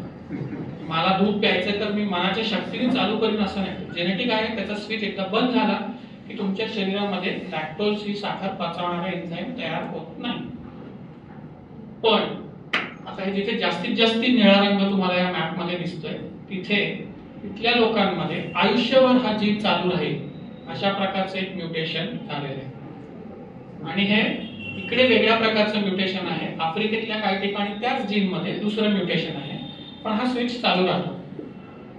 भारतामध्ये पण काही प्रमाणामध्ये आपल्याला हे दिसतं, पण भारतामध्ये बहुसंख्य लोकांना दूध नाही पचत आणि लॅक्टोज इंटॉलरंट असतो. तर हे का झालं? म्युटेशन तर नॅचरली काहीतरी अचानक होणार आहे, पण जेव्हा पशुपालन याचा सांस्कृतिक शोध लागला, आपण प्राणी पाळायला लागलो, त्याचं दूध प्यायला लागलो, तेव्हा ज्या लोकांमध्ये हा स्विच चालूच ठेवण्याचं म्युटेशन झालेलं होतं त्यांना त्या दुधाचा फायदा झाला. मी 10 वर्षाचा असेल तरी मला दूध पिता येते, त्याच्यातनं मला प्रथिनं मिळत आहेत, त्याच्यातून मला कॅल्शियम मिळते. दुसरे लोक नाही दूध पिऊ शकत कारण त्यांना ते पचत नाही. या लोकांना फायदा झाला, म्हणजे त्याच्यात नैसर्गिक निवडीचा त्यांच्यामध्ये परिणाम झाला. आणि युरोपामध्ये याचं सगळ्यात जास्ती प्रमाणे जागतिक वैविध्य तुम्हाला दिसून येतं याच्यामध्ये. आफ्रिकेमध्ये पण काही ठिकाणी आहे. पण याचा अर्थ असा नाही की आपण पशुपालक सगळेच या प्रकारच्या निवडीमध्ये आहोत. मंगोलिया हा देश पशुपालनासाठी प्रसिद्ध आहे. आता मंगोलिया येतो साधारण या भागामध्ये, तिकडे तो जीन नाहीये का? मंगोलियातले लोक फ्रेश दूध नाही पित, ते त्याचं चीज बनवतात, त्याचं पनीर बनवतात. म्हणजे सांस्कृतिक गोष्टीने ते त्यातलं लॅक्टोज मोडून काढतात आणि मग ते चीज खातात, दही बनवतात. त्यांना ते मोडतं. आपण एक प्रचंड प्रमाणावरती दही लोणी हे सगळं खातो, त्याच्यामध्ये लॅक्टोज ऑलरेडी शरीराच्या बाहेरच मोडून काढले. आणि सांस्कृतिक प्रगतीने पण इथलं जे आहे ते जुनं वैविध्य त्यांचं टिकून राहिलं, स्विच बंद असण्याचं. आणि जिकडे युरोपासारख्या ठिकाणी जेनेटिक बदल झाला, याच्यामध्ये पण तुम्हाला वैविध्य दिसून येतं. म्हणजे अडॅप्टेशन आणि कल्चरमुळे तयार झालेल्या काही गोष्टी आहेत, त्याच्यानंतर मग अडॅप्टेशन असंही झालेलं. संस्कृतीने तुम्हाला पण जनुकांच्या विविधावरती परिणाम होतो. पण असं जर असेल तर या एका खूप मोठ्या जटिल वंश नावाच्या गोष्टीचं काय करायचं? वंश म्हणजे नक्की काय, तुम्हाला काय वाटतं? वेगवेगळे असलेले डीएनए, वेगवेगळे असलेले डीएनए चे प्रकार. ठीक आहे, ज्याच्यापासून उत्पत्ती झालेली. आपण हा अर्थ खूप वेळा लावतो है ना, वंशावळ काढतो आपण. मराठीमध्ये वंश या म्हणजे इंग्लिशमध्ये तरी रेस, एथनिसिटी असे काही वेगवेगळे शब्द आहेत. गोत्र म्हणतो मराठीमध्ये आपण काही ठराविक संज्ञा वापरतो. गोत्र म्हणजे तुम्ही मग वडिलांकडून चालत आले पारंपरिक. वंशावळ काढतो, भारतीय वंश म्हणतो. बऱ्याच ठिकाणी तुम्हाला दिसेल मानव वंश म्हणतो, म्हणजे ह्युमन रेस असा अर्थ. म्हणजे आपण प्रत्येक ठिकाणी या शब्दाची छटा बदलतोय, अर्थ बदलतोय. हा त्यातला एक मोठा प्रॉब्लेम आहे. आपण खूप वेळा म्हणतो की भारतीय वंशाचा माणूस तिथे अमुक अमुक हे झाला, मंत्री झाला. म्हणजे काय नक्की? इथे आपण भारतीय म्हणजे कोण? 1947 ला स्वतंत्र झालेला देश, त्याची काहीतरी एक बाउंड्री आहे, त्याचं आपण एक संविधान केलं तेव्हा तो भारत झाला. का पूर्वापार चालत आलेला भारत? मग त्याच्या बाउंड्रीज वेगळ्या होत्या. मग अफगाणिस्तानला घ्यायचं का नाही? तो भारतीय वंशाचा आहे का नाही? म्हणजे केवळ शब्दाच्या छटेवरती प्रॉब्लेम येतात इथे, त्याची व्याख्या स्पष्ट नाही. हे त्याच्या मागचं एक मोठा प्रॉब्लेम आहे. पण ठीक आहे, आपण रेस असा शब्द पकडूया, ज्याला आमचे जे पूर्वज अँथ्रोपॉलॉजिस्ट होते ते या पापाला खूप मोठे धनी आहेत. त्यांनी हे पहिल्यांदा शोधून काढलेले सगळ्या गोष्टी, यांची नाकं मोजा, डोक्याची मापं मोजा आणि यांचा वर्गीकरण करा वेगवेगळ्या वंशामध्ये. की मग तो कॉकेसॉइड असेल, निग्रॉइड असेल, आणि मग निग्रॉइड असेल तर याला काही अक्कल नाहीये आणि याला काही काम करता येत नाही, याच्यावरती राज्य करण्यासाठी गोरा कॉकेसॉइड झाला पाहिजे. म्हणजे केवळ शरीराच्या रचनेवरून त्याला काय करता येतं, काय करता येत नाही याच्यावरती आपण एक आडाखा बांधून दिला. रंगावरून, त्वचेचा रंग, डोळ्याचे रंग, शरीराचा आकार, बऱ्याच गोष्टी वापरल्या गेल्या. याच्यावरून आपण बुद्धीशी संबंध लावला. पण कसा लावला हे त्या 18व्या-19व्या शतकातल्या अँथ्रोपॉलॉजिस्टला काही पत्ता नव्हता, काही ज्ञान नव्हतं. पण त्या काळात त्यांनी क्लासिफिकेशन केलं किंवा वेगवेगळ्या वंशांची नावं दिली. तत्व काय वापर? जेव्हा आपण कुठल्याही गोष्टीचं वर्गीकरण करतो तेव्हा एका गटामध्ये जी काही गोष्ट असेल, जे लोक आहेत हे प्रचंड प्रमाणात एकमेकांशी सारखे असले पाहिजे, तरच मी त्यांना एका गटात ठेवेन. आणि जर गट ए आणि गट बी मध्ये मला फरक करायचा असेल तर दोघांमध्ये प्रचंड मोठ्या प्रमाणावरती फरक असला पाहिजे. जर का आपण बाह्य रूपाकडे बघितलं, त्वचेकडे, नाकाच्या ठेवणीकडे, केसांकडे, केसाच्या रंगाकडे, तर हे तुम्हाला असंच वाटतं. ठीक आहे, असंच दिसतं आपल्याला बाहेरच्या रूपाकडे. आणि 18व्या-19व्या शतकातले अँथ्रोपॉलॉजिस्ट पण हेच करत होते. बाहेरची मापं घ्यायचे, त्यांना डीएनए काय माहित नव्हतं. डीएनएचा शोध 1950 मध्ये 53 मध्ये लागला, बरोबर. तर हे मग 3 किंवा 4 किंवा 5 वेगवेगळ्या प्रकारचं वांशिक वर्गीकरण केलं. आणि त्या काळात वंशाची व्याख्या, कुठली मापं मी घ्यायची शरीराची, याच्यामध्ये पण एकवाक्यता नसल्यामुळे आला उठला अँथ्रोपॉलॉजिस्ट केलं त्यांनी स्वतःचं रेशियल क्लासिफिकेशनची एक सिस्टीम. भारतामध्येच 10 वेगवेगळ्या प्रकारचे रेशियल क्लासिफिकेशन आहेत. 2-2 शास्त्रज्ञांमध्ये पण एक वाक्यता नाही. पण वरवर पाहताना हे असं दिसतं. ठीक आहे, पण आज आपल्याला आपलं डीएनए माहिती आहे, आपला जीनोम 2001 साली पूर्णतः सिक्वेन्स झालेला आहे. जनुकीय माहितीचा आपण आज फायदा करून घेऊ शकतो. जनुकीय जी काय आपली भिन्नता आहे एकमेकांमधली, सगळ्या माणसांचे डीएनए जर आपण तपासले तर असं लक्षात येतं की हे सगळे वेगवेगळे दिसणारे लोक हे खूप एकसारखे आहेत. कारण ह्यांचा वेगवेगळे होण्याचा प्रवासच मुळी 60,000 वर्षापूर्वी चालू झालेला आहे. यांच्यातही अजून वेगवेगळ्या प्रकारे प्युअर, सो कॉल्ड प्युअर ठिकाणी जाण्याचा वेळच त्यांना अजून मिळालेला नाही. गेल्या 60,000 वर्षातल्या गोष्टींमध्ये हे बाह्य रूपाने वेगळे झाले, कारण त्यांना युव्हीरेशी अनुकूलन करावं लागलं, त्यांना गरम उष्ण हवामानाशी अनुकूलन करावं लागलं. तो भाग तुमच्या डीएनएतला फार छोटा आहे. 0.01% आपल्या सगळ्यांमध्ये फरक असतो, वेगवेगळ्या खंडांवर राहणाऱ्या माणसांमध्ये सुद्धा. आज आपण भारतातला माणूस, आफ्रिकेतला माणूस, युरोपातला माणूस बाहेरून दिसायला प्रचंड वेगळा आहे, पण त्याच्या डीएनए मध्ये प्रचंड साम्य आहे. कारण का? त्याची उत्क्रांतीच 60,000 वर्षापासून चालू. हे 3 चिंपॅन्झी कुठले कुठले असतील दिसायला? हे एका चिंपॅन्झीचे वेगवेगळ्या काळातले फोटो आहेत का नाही हे पण आपल्याला सांगता येणार नाही. हे बाह्य रूपाने खूप सारखे दिसतात, एकाच जंगलातले आहेत, पण यांचा जर आपण डीएनए बघितला, जनुकीय अभ्यास केला, तर एकाच जंगलामध्ये जे चिंपॅन्झी राहतात त्यांच्यामध्ये डीएनए मध्ये एवढी विविधता आहे, ती विविधता तुम्हाला 2 खंडावरच्या माणसांमध्ये पण दिसत नाही. एकाच जंगलात राहणारे चिंपॅन्झी हे 2 खंडांवर राहणाऱ्या माणसांपेक्षा जास्ती वैविध्य दाखवणारे आहेत, कारण त्यांच्या उत्क्रांतीचा काहीतरी एक वेगळा परिणाम झाला, आपल्या उत्क्रांतीचा काहीतरी एक वेगळी गोष्ट झाली. आणि मग जर असं आपला डीएनए जर एवढा सारखा असेल तर नक्की मग होतं काय? होतो प्रॉब्लेम आपल्या रेशियल क्लासिफिकेशन, वांशिक वर्गीकरणाच्या अपेक्षा भंगामध्ये हा प्रॉब्लेम येतो. आपल्या अपेक्षा काय होत्या? एका ग्रुपमध्ये समानता पाहिजे आणि 2 वेगवेगळ्या ग्रुप्स मध्ये असमानता पाहिजे. आपण बरोबर आपलं ऑब्झर्वेशन आहे उलट. माणसामध्ये एकाच सो कॉल्ड वंश, त्याला तुम्ही वंश म्हणा, एका देशाची लोकसंख्या म्हणा, एका ठिकाणी आढळणारे एका समूहातले लोक म्हणा, कसे त्यांचे ग्रुप आहेत, त्या लोकांमध्ये त्या गटामधले लोक जनुकीय दृष्ट्या जास्तीत जास्त एकमेकांपेक्षा वेगळे असतात. पण याच ग्रुपला ए गटाला बी गटाशी कम्पेअर केलं ते खूप सारखे. तो आफ्रिकेतला माणूस, ऑस्ट्रेलियातला माणूस, भारतातला माणूस आणि युरोपातला माणूस खूप खूप खूप सारखा येतो. म्हणजे आपल्या बरोबर अपेक्षेपेक्षा, कुठल्याही वर्गीकरणाच्या अपेक्षेपेक्षा आपलं ऑब्झर्वेशन अगदी उलट आहे. त्याच्यामुळे आपण मानवी विविधतेला वांशिक वर्गीकरणामध्ये मोजू शकत नाही. वंश ही संकल्पना आपण कालबाह्य करून टाकली आहे. या विज्ञानामुळे आपल्याला माहिती आहे की असे बायोलॉजिकली पाडलेले वंश हे खरे नाहीत. बाहेरून दिसतात, आतमध्ये काही आपण वेगळे नाही. हे वंश वगैरे काही खरं नाही. ऑस्ट्रेलॉइड्स, कॉकेसॉइड्स वगैरे ज्या काही व्याख्या आपण वापरतो, उत्क्रांतीमुळे ही सगळी विविधता तयार झालेली आहे. आणि आज असं आहे का की आपण या वंशाचं त्या वंशाबरोबर लग्न करायचं नाही? होतंय, कितीही म्हटलं तरी नाही होत. त्याच्यामुळे हा संकर परत चालू राहतो. तिकडचे काळ्या रंगाचे जीन्स आणि इकडचे गोळ्या रंगाचे जीन्स मिक्स होतातच आहे. तर शेवटी समराईज करताना मग आधुनिक माणसाची उत्पत्ती साधारण 3 लाख वर्षापूर्वी आफ्रिकेत झाली. तिथून ते अनेक वेळा आफ्रिकेतून बाहेर पडले.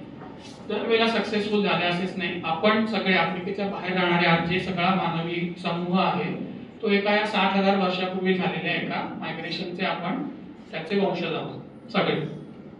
यांचं या मायग्रेशन होताना त्यांचं निअँडरथाल आणि डेनिसोवा सारख्या आणि कदाचित आपल्याला आज माहित नसलेल्या दुसऱ्या त्या काळात अस्तित्वात असलेल्या प्रजातींबरोबर आंतरप्रजनन झाले. भारतात सुद्धा काही प्रमाणात असं संशोधन झालंय की आपल्या डीएनए मध्ये अजून एक तिसराच न मिळालेला, त्याचा आपल्याला जीवाश्म नाही मिळालेला, अशा लोकांचा डीएनए कदाचित आपल्या सगळ्यांमध्ये असू शकतो. डीएनए मध्ये आपल्याला त्याचे अवशेष सापडतात. त्याच्यामुळे उत्क्रांतीचे वेगवेगळे परिमाण आणि हे जुन्या काळी झालेलं आंतरप्रजनन या सगळ्यामुळे आजची मानवी विविधता अस्तित्वात आलेली आहे आणि अनुकूलनामुळे. आणि ती काय आपल्याला वेगवेगळ्या कप्प्यांमध्ये बांधून टाकता येत नाही, कारण ही फार छोट्या प्रमाणात काही जीन्स मध्येच हे बदल आपल्याला दिसतात, ज्याच्यामुळे बाह्य रूपात बदल झाले. अंतर्बाह्य आतमध्ये आपण सारखेच आहोत.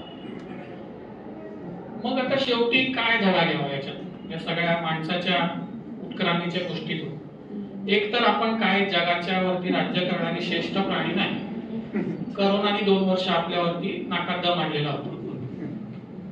इतर जीवांप्रमाणे आपण पण उत्क्रांतीने आलो, त्यांची उत्क्रांती चालू आहे, करोनाची उत्क्रांती चालू आहे. आजही त्याचे व्हेरियंट्स येत आहेत. आज आपण त्याच्यावरती जैविकदृष्ट्या मात करतोय का? जैविकदृष्ट्या आपण मात नाही करत आहे. आपण सांस्कृतिक दृष्ट्या त्याच्यावर मात करतोय. आपण वॅक्सिन शोधून काढतोय. लोक डोक्याचा भाग आहे आणि टेक्नॉलॉजीचा. पण जर का टेक्नॉलॉजी नसतीच तर बहुसंख्य लोक मरून गेले, जे पूर्वी होत होतं. प्लेगच्या साथी येत होत्या, त्याच्यामध्ये लोक असेच मरून जात होते. म्हणजे मग या जीवांचा पण काहीतरी या पृथ्वीवरती हक्क आहे का नाही? आज आपल्या संस्कृतीमुळे आपण यांना पूर्णतः वाट त्याची नाजूस लावलेली की आपण नष्ट करू शकतो. त्यांचं एक्सटिंक्शन व्हायच्या गोष्टीवरती आपण आलेलो आहोत. हा एक मुद्दा, म्हणजे हे आपण लक्षात ठेवलं पाहिजे. कारण आपला असा एक अभिमान आहे की हे सगळं मलाच कळतं. जर कळतं तर काहीतरी केलं पाहिजे. मानव एकमेकांपेक्षा वेगळे असण्यापेक्षा जास्ती समान आहे. दृश्य परस्परता बरोबरच आहे, डीएनए मध्ये तो नाही. त्याच्यामुळे आपण परत रिपीटेड, वंश ही जैविक दृष्ट्या वैध संकल्पना नाही, सामाजिक दृष्ट्या तयार केलेली संकल्पना आहे. वंशवाद हा असतो का? तर आहे. जातीवाद असतो का? आहे. आपण या चुकीच्या कल्पना डोक्यात धरून दुसऱ्यावरती अन्याय करतो, तो आहे. आणि त्याच्यासाठी म्हणून भांडणं आवश्यक आहे. आणि ते भांडताना मग आपल्याला वैज्ञानिक माहिती काय, तर मानवी उत्पत्तीचा इतिहास तुम्हाला या गोष्टी देतो. आणि हे तर खूप महत्वाचं आहे. माकड आणि चिंपॅन्झी पासून आपली उत्क्रांती झालेली नाही. आपल्या दोघांचा एक कॉमन अँसेस्टर, एक काहीतरी सामायिक पूर्वज होता. आणि खूप वेळा हे विधान येतं आणि मग जे लोक उत्क्रांतीवादाला विरोध करतात ते खूप वेळा हे लॉजिक मांडण्याचा प्रयत्न करतात. मग या माकडांचं काय होणार, या चिंपॅन्झीचं काय होणार? तर तसं नाहीये, त्यांना उत्क्रांती समजलेली नाहीये. त्याच्यामुळे मग हा अभ्यास सगळा फक्त या फिलॉसॉफिकल गोष्टीसाठी की आपण काय एन्व्हायरमेंट वाचवलं पाहिजे अशा विचारासाठी महत्वाचं आहे का? नाही, फक्त तेवढाच नाही. तात्विक शोध तर आहेच की मानव म्हणजे कोण आहोत आपण, जे आपण आहोत ते असे का आहोत. हे मी इरावती कर्व्यांचं एक वाक्य इथे उचललं. त्यांनी तो भारतीय समाजाबद्दल वाक्य केलं होतं, पण सगळ्याच मानवी उत्क्रांतीला हे लागू आहे. आपण असे का आहोत, त्याच्यामागची कारणं काय, हे तर मेन या अभ्यासाचा मानवशास्त्राचा विषय आहे. हा सगळा अभ्यास हे रेशियल प्युरिटी, वंशशुद्धता, माणसाची सुपिरियरिटी, माणसाचा जगाच्या सगळ्या गोष्टीवरती हक्क, अशा सगळ्या मिथकांना पूर्णपणे बाजूला काढतं, ठोकून टाकते. माणसाच्या समाजाच्या कल्याणासाठी आपण त्याचा काही प्रॅक्टिकल व्यावहारिक उपयोग करू शकतो का? करू शकतो. कारण जसं तुम्हाला आता कोविडचं जर लक्षात आलंय की काही लोकांना कोविड हा पटकन होऊ शकतो कारण त्याच्यामध्ये निअँडरथॅलचा अमुक डीएनएचा भाग आहे, तर मी यांच्या ट्रीटमेंटसाठी काही वेगळ्या गोष्टी करू शकतो का? अशा अजून काही आजार असतील ज्याच्यामध्ये काही झालंय का, असं होऊ शकतं. हा अभ्यास जास्ती प्रॅक्टिकली उपयोग आहे. वेगवेगळ्या प्रकारचे कॅन्सर्स, डायबिटीज माणसांना होणं, याच्यावरती पण तुमच्या इव्होल्युशनरी किंवा उत्क्रांतीच्या बॅकग्राऊंडचा फरक पडतो. ज्याला आज आपण पर्सनलाइज्ड मेडिसिन म्हणतो. प्रत्येकाला वेगवेगळ्या औषधाचा डोस देणं हे जनुकीय अभ्यासामुळे शक्य होत आहे. पण ह्याच्यासाठी मानवी उत्क्रांतीचा चष्मा आपल्याला सतत लावावा लागतो. याचं एक उदाहरण देतो मी. आपल्या सगळ्यांमध्ये NAT2 नावाचा एक जीन असतो.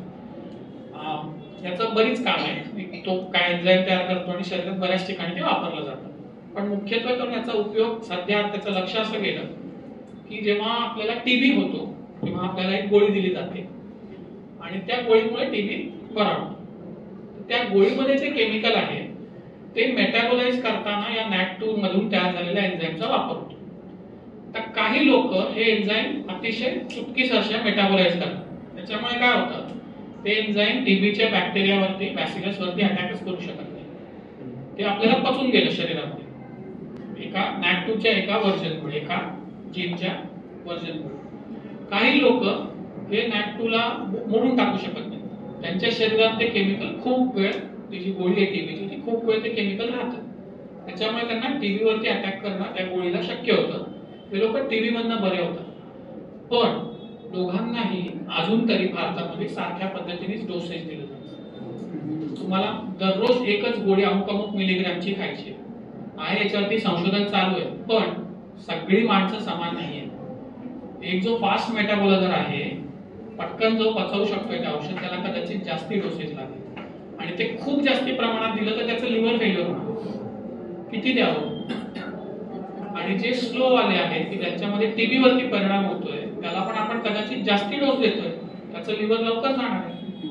मग तुम्ही याची उत्क्रांती कशी झाली हे जर माहित नसेल, त्या माणसाचा आज त्याच्यामध्ये कुठल्या पद्धतीचं जीन आहे हे जर माहिती नसेल, तर आपण हा पर्सनलाइज मेडिसिन देऊ शकत नाही. आणि हे फक्त एक उदाहरण आहे.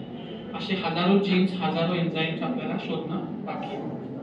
ठीक आहे, म्हणजे हे अनुकूलन तुम्हाला माहिती असल्याशिवाय हे होऊ शकत नाही. त्यामुळे मानवी उत्क्रांतीचा अभ्यास हा फक्त छान गोष्ट असा नाही, याचे असे अनेक उपयोग आहेत प्रॅक्टिकल.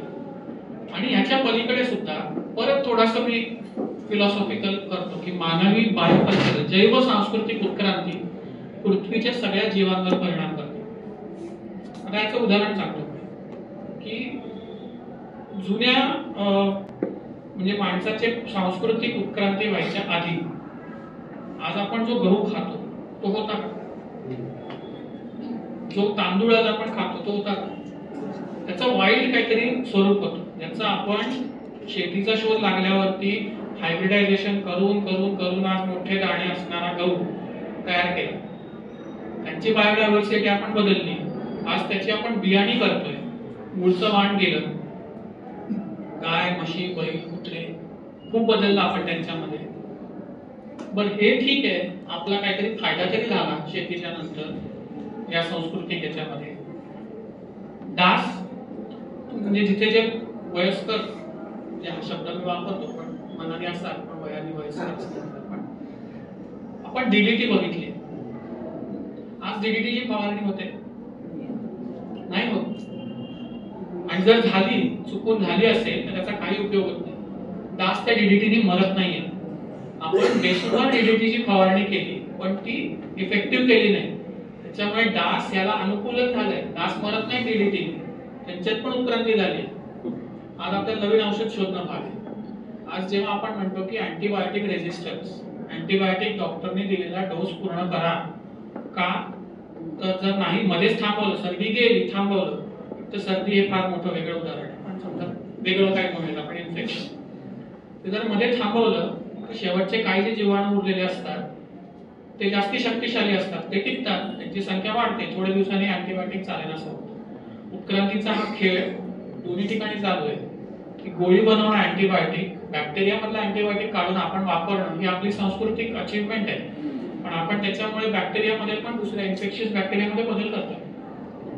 आणि त्यामुळे ह्याचं भान जर आपण ठेवलं नाही, उत्क्रांतीचं फक्त आपल्याच नाही तर आपल्या उत्क्रांतीमुळे दुसऱ्यांच्या वरती काय परिणाम होतोय, त्यांची उत्क्रांती कशी होते, तर या सगळ्या गोष्टीला काही अर्थ नाही. त्याच्यामुळे आपल्याला माहितीच पाहिजे. आता हे सगळं मी बरंच रामायण सांगितलंय, त्याच्याबद्दल तुम्हाला अजून टेक्निकल चांगल्या गोष्टी काही वाचायच्या असतील तर या काही सोप्या भाषेतल्या गोष्टी मी इथे दाखवतोय, त्या जरूर तुम्ही वाचाव्यात. आणि वेगवेगळ्या प्रकारचे आहेत, म्हणजे नंदाकरांचं कहाणी मानव प्राण्याची हे पूर्ण इव्होल्युशन दाखवणारं पुस्तक आहे. संस्कृती म्हणजे काय, इरावती कर्व्यांचं पुस्तक आहे. बाकी ह्युमन इव्होल्युशनच्या वेगवेगळ्या नंबऱ्यांबद्दल आहे. अर्ली इंडियन्स हे भारतामध्ये वेगवेगळे समूह केव्हा कसे आले, त्यांच्यात काय ऍडमिक्सचर झालं, जाती संस्था कशी तयार झाली, या सगळ्या गोष्टीवरती भाष्य करणारं पुस्तक आहे. आणि नुकतंच त्याची लहान मुलांसाठीची पण एडिशन निघाली, अजून मराठीत नाही आलेलं, आणि मराठी भाषांतर खूप वाईट आहे, बहुतेक ते मशीन मधून केलेलं भाषण, पण आहेत आपल्याला काम करायलाही वाव आहे. ही पुस्तकं जरूर वाचावी. काही प्रश्न असतील तर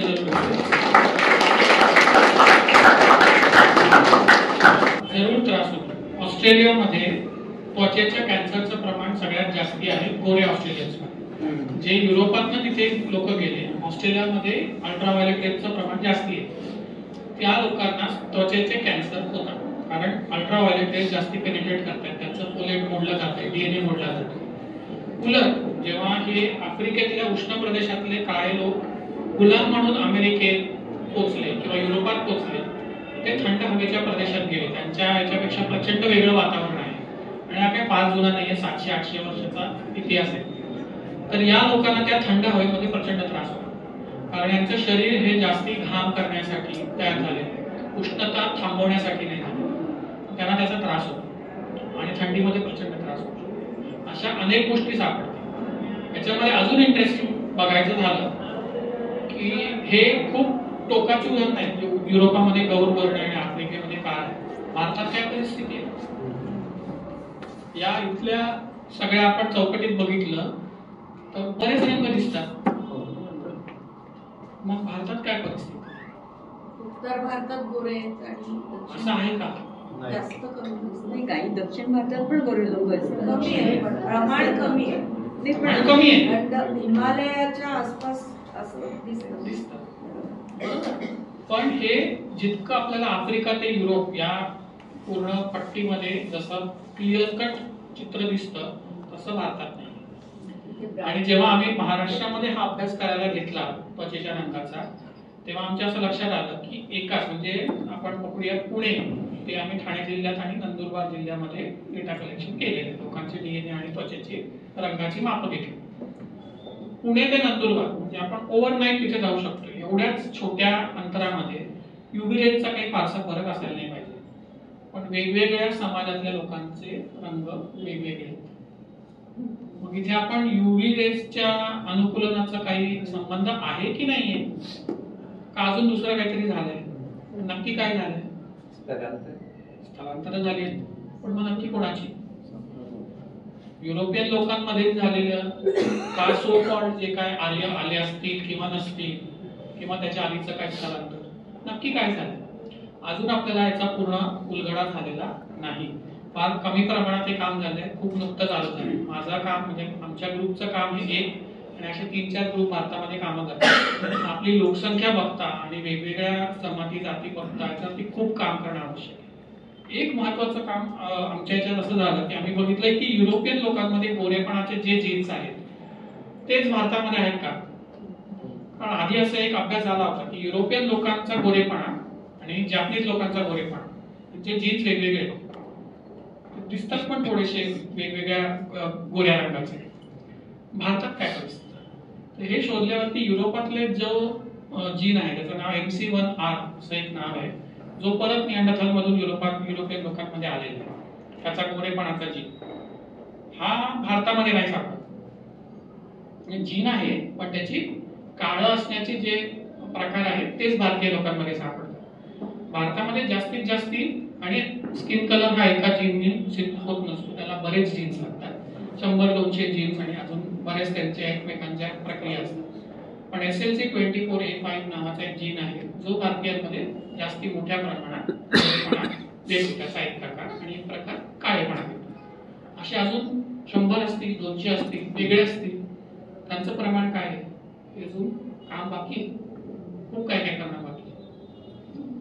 युरोपियन लोकांमध्ये आता आज आम्ही जे संशोधन एक करतोय सध्या,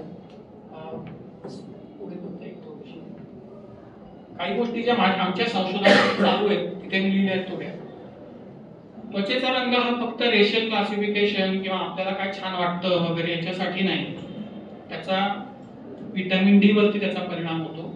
आपण उन्हामध्ये जाताना काळं होऊ नये म्हणून लोशन चोपडून जातो. भारतातले सगळे लोक व्हिटॅमिन डी डेफिशियंट आहेत. आपण इतक्या सुंदर उन्हाच्या प्रदेशात राहतो की आपल्याला व्हिटॅमिन डी डेफिशियन्सी यायला नको मेडिकल नॉलेज प्रमाणे, पण ती आहे. आणि ह्याचा हा प्रॉब्लेम आता जास्ती कॉम्प्लिकेटेड होत चाललाय.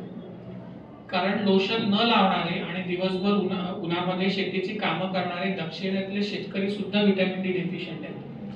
म्हणजे कदाचित त्वचेच्या रंगापलीकडे काहीतरी अजून त्या जीन्स मध्ये होत असावं असं आम्हाला वाटतंय. अजून त्याच्यावरती काम झालेलं नाही, पण हे शोधणं आवश्यक आहे. पण बऱ्याच ठिकाणी व्हिटॅमिन डी डेफिशियन्सी हे आपण उन्हामध्ये न जाणं, पूर्ण कपडे घालणं, कारण गोरच राहायचंय, टॅन व्हायचं नाही आपलं, आणि त्याच्यावरती वेगवेगळे लोशन्स लावणं, ह्याच्यामुळे पण व्हिटॅमिन डी डेफिशियन्सी होते. आणि त्याचं मग पुढे सगळं मधुमेह, तुमचे वेगवेगळ्या प्रकारचे कार्डिओव्हॅस्क्युलर डिसीजेस ह्याच्याशी व्हिटॅमिन डी संबंधित आहे, सगळं वाढेल लागतं. म्हणजे हा पब्लिक हेल्थ मधला मोठा इश्यू आहे. तर याचा काही संबंध आहे का? कुठले जीन्स त्याच्याशी रिलेटेड आहेत? आपलं वजन त्याच्याशी रिलेटेड आहे का? याच्यावरती एक काम आमचं चालू आहे. आणि डोळ्यांच्या रंगातील विविधता आणि त्याच्या मागे असणारी जीन्स याच्यावरती आमचा एक रिसर्च नुकताच चालू झाला. तुम्ही युरोपियन लोकांमध्ये बघितलं तर घाऱ्या डोळ्यांच्या अनेक प्रती तुम्हाला दिसतात. भारतामध्ये काय परिस्थिती आहे? काही लोकांमध्ये आहे, काही समाजांमध्ये जास्ती घारेपणा आहे. बाकीच्या सगळ्यांना आपण काय म्हणतो? काळे. ब्राऊन. ब्राऊनच्या छटा आहेत पण पिंगळ्यापासून ते डार्क काळ्यापर्यंत. ह्यालाही काहीतरी कारण असेल ना?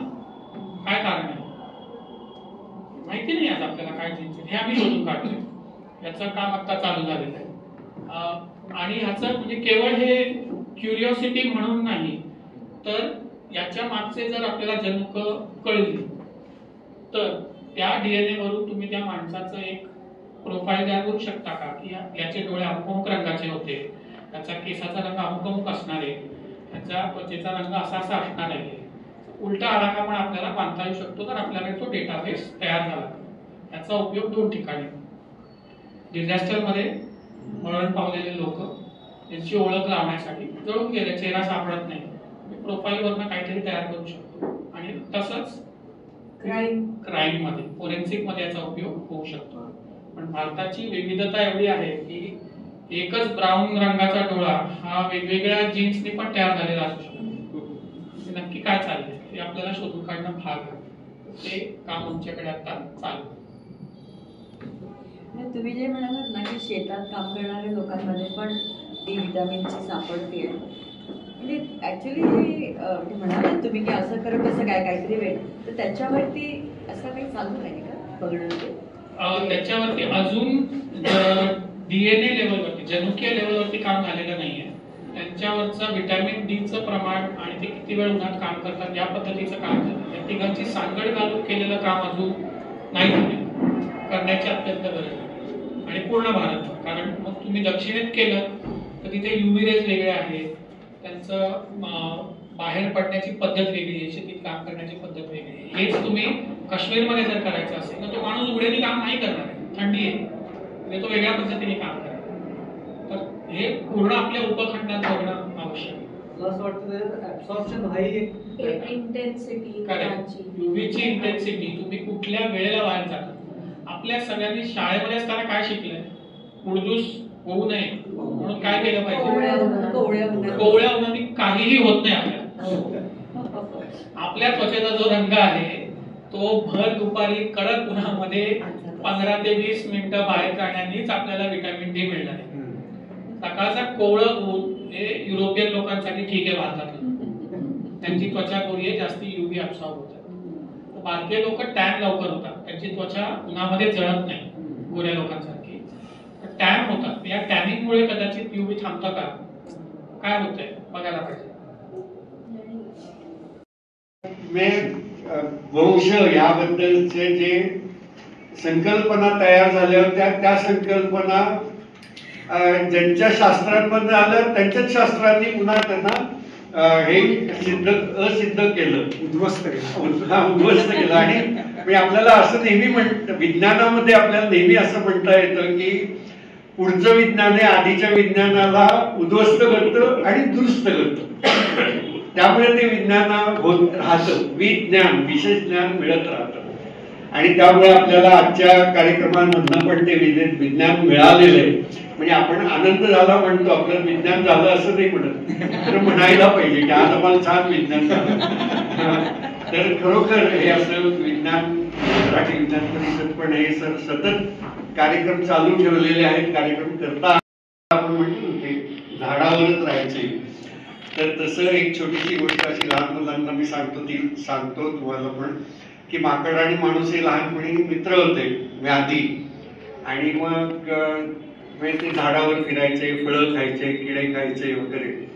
आणि एकदा खूप असे उकडायला लागलं, गरम व्हायला लागलं. तर माकड हैराण झालं, म्हटलं अरे एवढं गरम होते, तुला नाही गरम होते का? माणूस म्हणला काही नाही, म्हणे मला गरम नाही होत. का असं का नाही होत? नाही म्हणे मी पुंकर मारतो, अशी पुंकर मारतो अंगावर, त्यामुळे मला छान वाटतं, असं गार वाटतं एकदम. मग झालं, उन्हाळा संपला, पावसाळा संपला, हिवाळा आला. हा, आणि मग कुडकुडायला लागले, थंडी वाजायला लागली सर दोघांनाही. आणि माकड म्हणालं माणसाला, अरे काय रे केवढी थंडी आहे, तेवढा हैराण झालो मी, तुला नाही थंडी वाजत का? तर म्हणला वाजते, पण मी माझ्याकडे उपाय आहे. म्हणे काय उपाय? फुंकर मारतो. माकड म्हणलं वेडा आहेस का, तू फुंकर मारलं तर गार होतं ना, तू अशी फुंकर कशी मारतो, गार होईल त्याच्याने. तर माणूस म्हणला नाही म्हणे मी अशी फुंकर मारतो अशी फुंकर मारतो, त्यामुळे गरम होतं ते. मग त्यावेळेला माकड माणसाला झाडावरनं ढकलून देतो. आणि का तर एकच कृती करून जो दोन वेगळे परिणाम साधतो तो माझा मित्रच नाही.